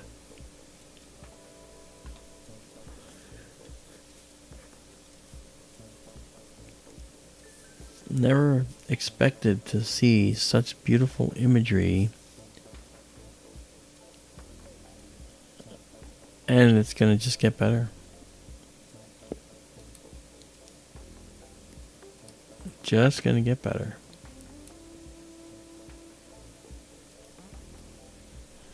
Let's zoom out so you can see the full frame.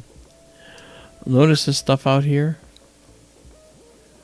What is all that? Well, what that all is star clouds of stars that are out and been far flung into the outer reaches. What if you're here, you say, hey, I'm leaving my home. It's crazy good. Wow. Very impressive. Well, there's 25. So I'm going to save it at 25. I don't think I set the right target.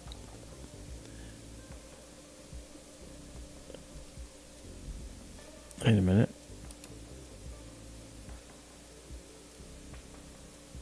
Let's go back up here.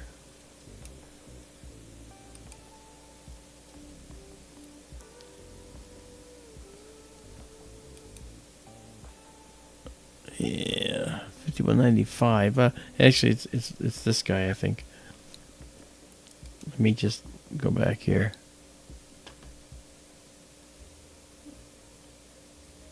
Oh. No. So that's going to go there.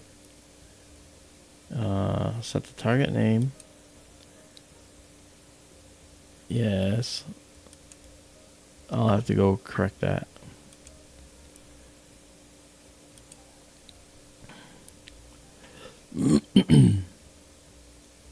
Alright. Okay, so now I can come out of here and go here and save it now as the Whirlpool Galaxy. That'll be an intact directory on skyterlive.org right there. Ta-da! Okay. Nice. So that said, we are good. So now, let's go now further on down in the galactic train. And let's go now to measure 101 down here.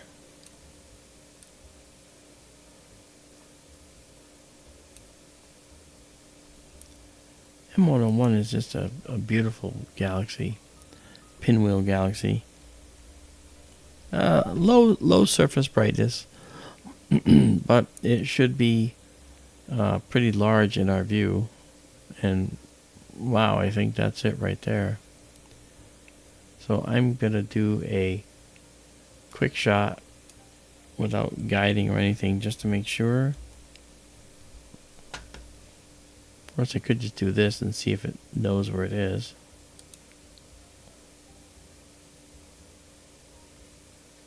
Oh, it's waiting for the image. Okay, never mind.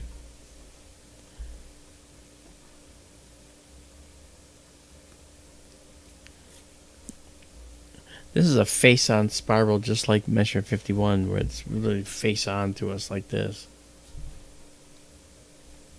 Yeah, it's over there. Okay, good. See, not guiding, so that's okay.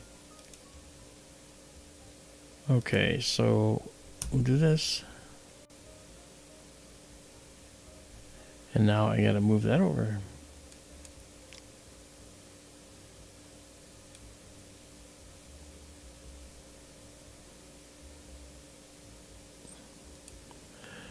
This galaxy is big in the field of view of this camera now. Wow.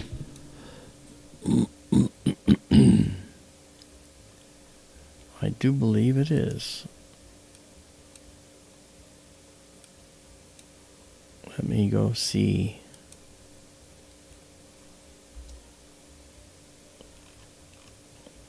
Oh gosh, it's gonna fill the entire frame. Wow. That's incredible. Wow, that's incredible. Let me just do one real quick thing. Here we got that. All right, good.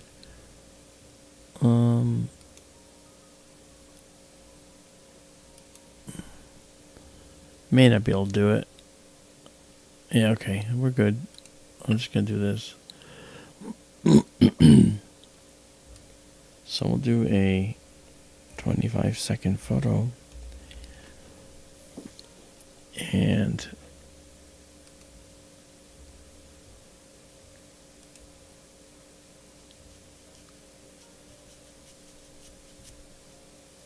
oh yes, and once again waiting for the frame.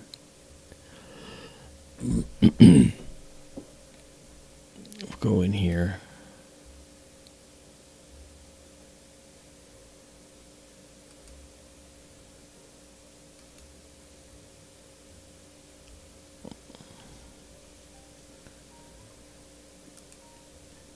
Let's go out here and get our guide star now.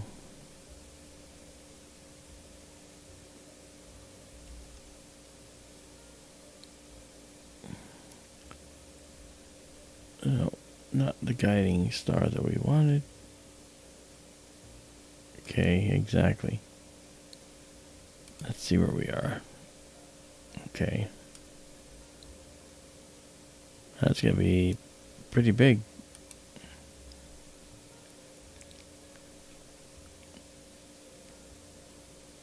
Okay.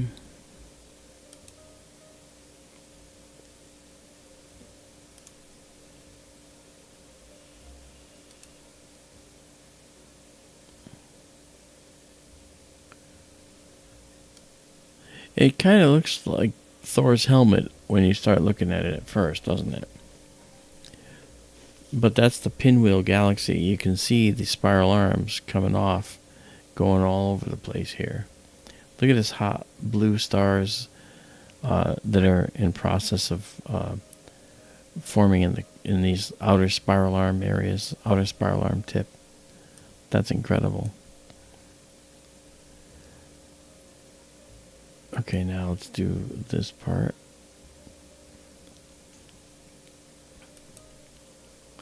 This is going to be too bright, but I want to just have the starting point, bring us to that peak, and then take us down, down, down.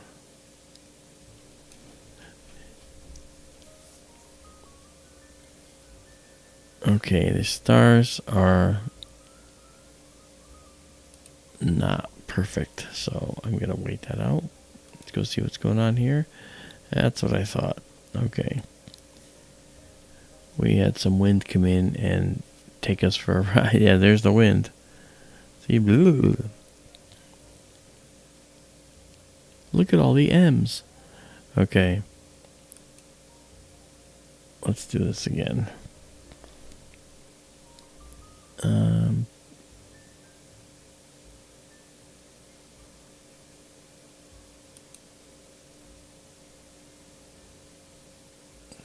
Can I get this right?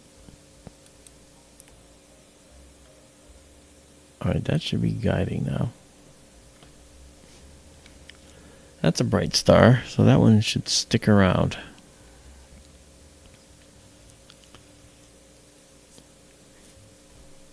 Once it stabilizes, we should be good.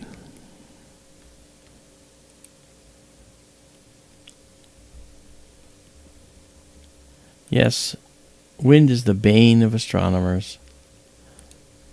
Well, that and earthquakes. One professor that I know was in Chile in a telescope, and in this telescope field, all of a sudden the stars started going back and forth like this, very rhythmically. And he couldn't understand what was wrong with the telescope. He thought it was colliding with something. I'll clear that and start again. But as it turned out, he was seeing an earthquake, but he couldn't feel it. But the telescope being so large and such a highly magnified field, the slightest vibration in the ground was able to translate to the massive telescope structure and move it back and forth rhythmically. Yeah, look at, we're doing all kinds of wind crap here.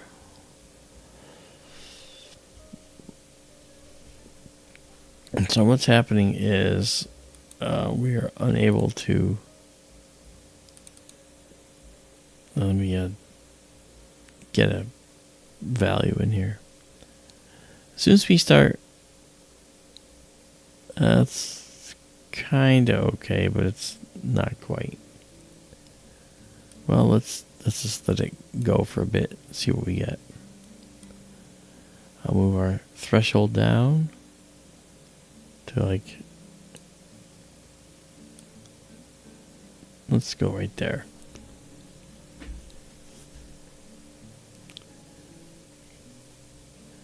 Yeah. Well, we may not get much further than this if this is going to do this to us tonight, guys. It depends on the month. It depends on a lot of things.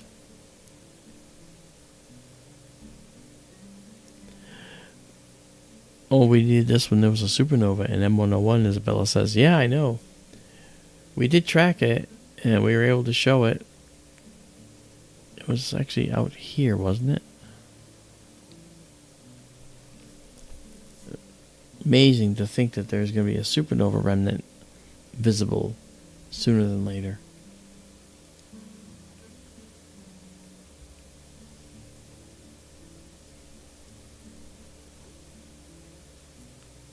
Are we still guiding okay? And it's going to pull it back.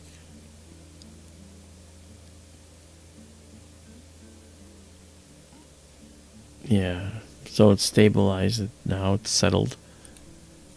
I don't think this next picture will work, but the one after that might.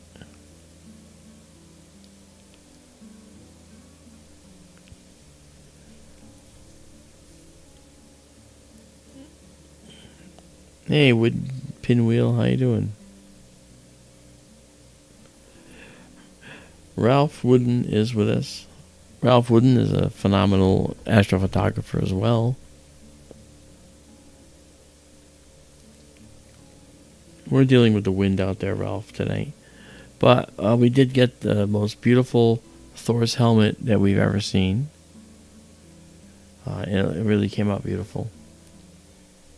So check it out at skytourlight.org. Go down to the Take Me to Cool Pictures section. It'll take you up to our server and you can actually see how Thor's helmet came out. Alright, this isn't working, guys. So I'm not going to waste your time anymore on this. The weather, the winds are just too wacky out there right now. I mean, look at the telescope. It's pointing up. It's a big weather vane catching the wind. Let's see if there's something else a little lower. We'll do M101. I mean, if anything, it's going to be getting higher in the sky, so we'll be good. It's actually, zenith is right there, so it's got a ways. Let's try. Not sure.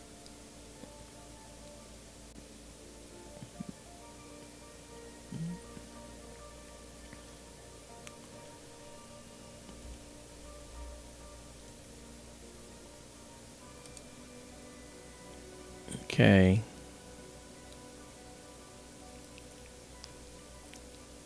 That might work. Let's try that.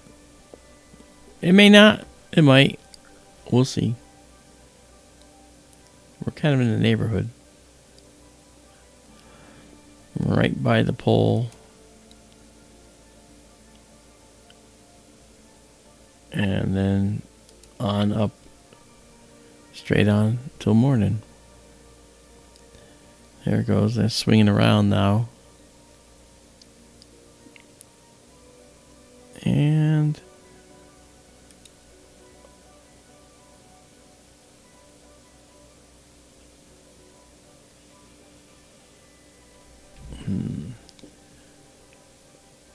do we see it? I'm not sure.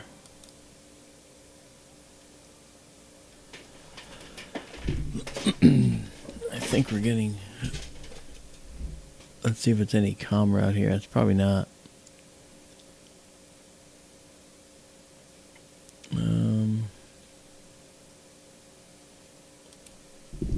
Alright.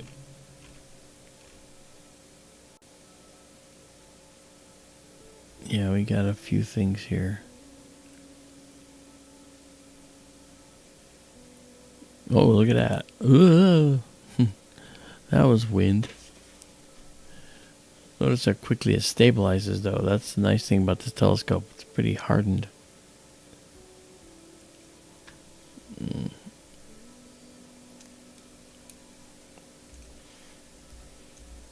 Okay, we're going to see what's here. Taking a 25-second shot. See if we can see Messier 81 tonight.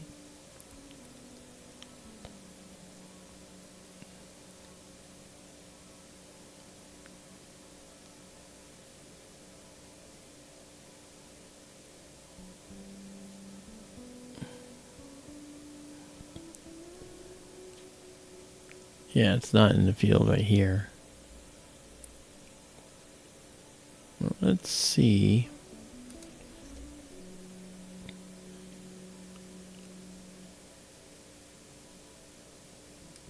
I don't imagine it's going to be able to solve for this right here. It's not a... Oh, it did. Excellent. So Messier 81 should be right in the middle here. There it is. Look at that. Well, that's good. I didn't think it was going to plate south. Okay, let's give this a 25-second shot. But while we're here, we have to come over here and do the guider first. So we're going to stop. And we're going to take a picture. Let's do 1.5 seconds.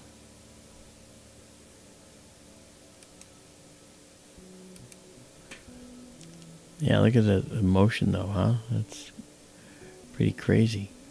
Now let's go and do this. Okay, well, we got a star.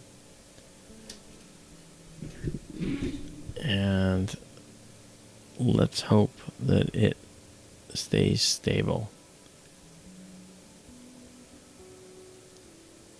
Okay, so while we're hoping that stays stable, let's go and live stack this guy. Go into our our deep sky mode. And the deep sky mode, if we're guiding okay, we should be able to see. Well, looks like it's guiding anyway. We should be able to see Messier 81. Oh, look at that. That's a huge galaxy right there. That's looking pretty. Let's see if we can grab something out of this.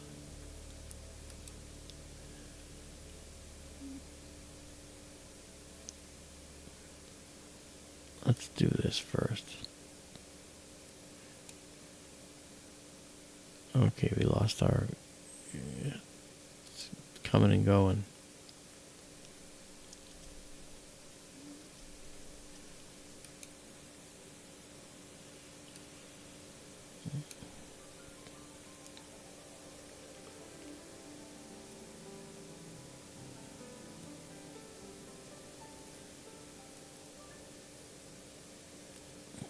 Isabella, thank you for putting the link to the server up there. Wow, yeah. Messier 81 is an interesting galaxy. It's about the same distance as the Cigar Galaxy, which is near it, which is another one that would be gorgeous in here. Holy cow. That would really be something. The distance of this galaxy we're looking at is 11.8 million light years away. And the Cigar Galaxy, this one that's a little messed up, it's just a little bit over that. It's 12 million light years away. But Messier 81, Bode's Galaxy, Bode's Nebula, the Great Spiral, is a beautiful showpiece in the northern sky. It's right in Ursa Major. If we look at our beautiful imagery here, we back out, there's Ursa Major. Okay, you may not recognize it, but it is there. Okay, because here is the Big Dipper within it. Here's the 3, and then the ladle, and those 2 end stars point to the North Star down here. And right there is the Bode's Galaxy right here. Absolutely stunning.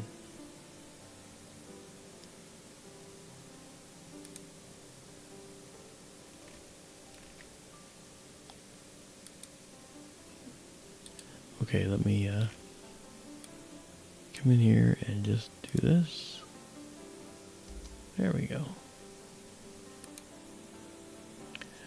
We only got 2 so far out of this.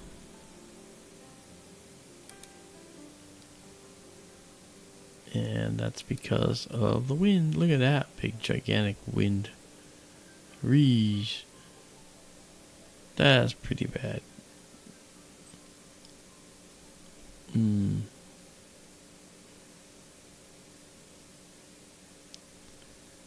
We may end up having to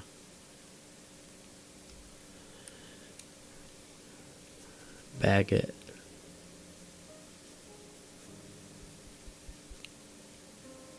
Yeah. All right. Well, this the night was great. I mean, we had a couple of beautiful objects, but the wind keeps coming in and whacking us for the night, and so it's not giving us the opportunity to save a properly done image. It happens. All right, guys. Well, as I said, I'm not going to waste your time any longer. It was great. We had a couple of good objects to look at, but unfortunately, we're getting some of the desert winds rising in. It happens out there sometimes. Not every night, but tonight. So I'm going to call it for tonight. Yeah.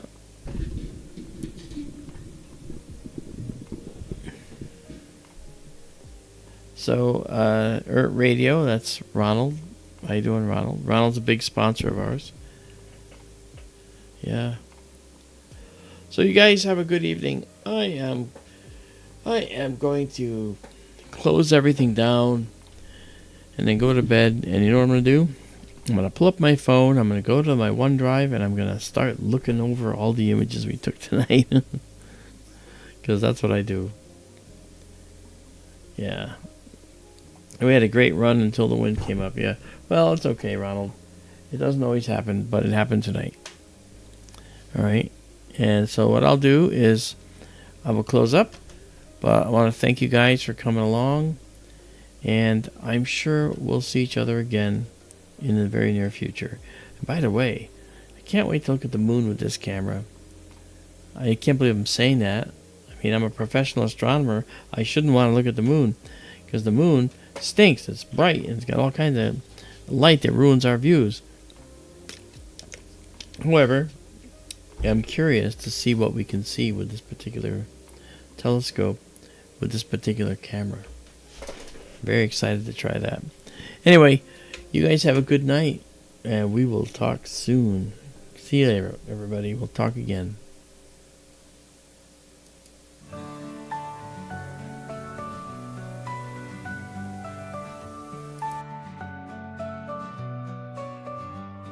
Stars so bright in the sky, on Arizona nights they fly. Nebulae in colors rare, galaxies beyond compare. Sky tour in the night so clear, brings the universe near. Real-time wonders to see, streaming light for you and me. Lift your eyes to the skies, universe in all its light. Sky tours bringing the views.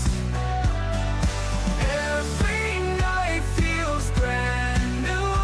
In the dark, the night unfolds, stories of the cosmos told. Through the lens, a distant dream, living real like a gleam. Far away, up so high, across the stars beyond the skull. Through the lens, a distant dream, living real like a gleam.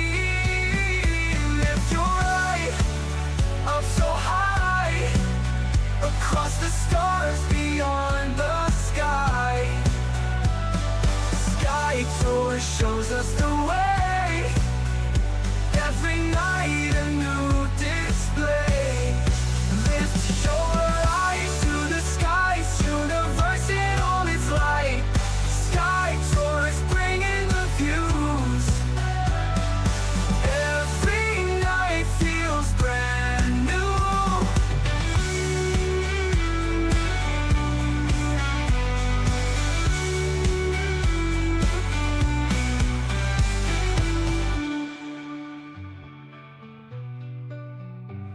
Lift your eyes to the skies, universe in all its light. Sky tours bringing the view.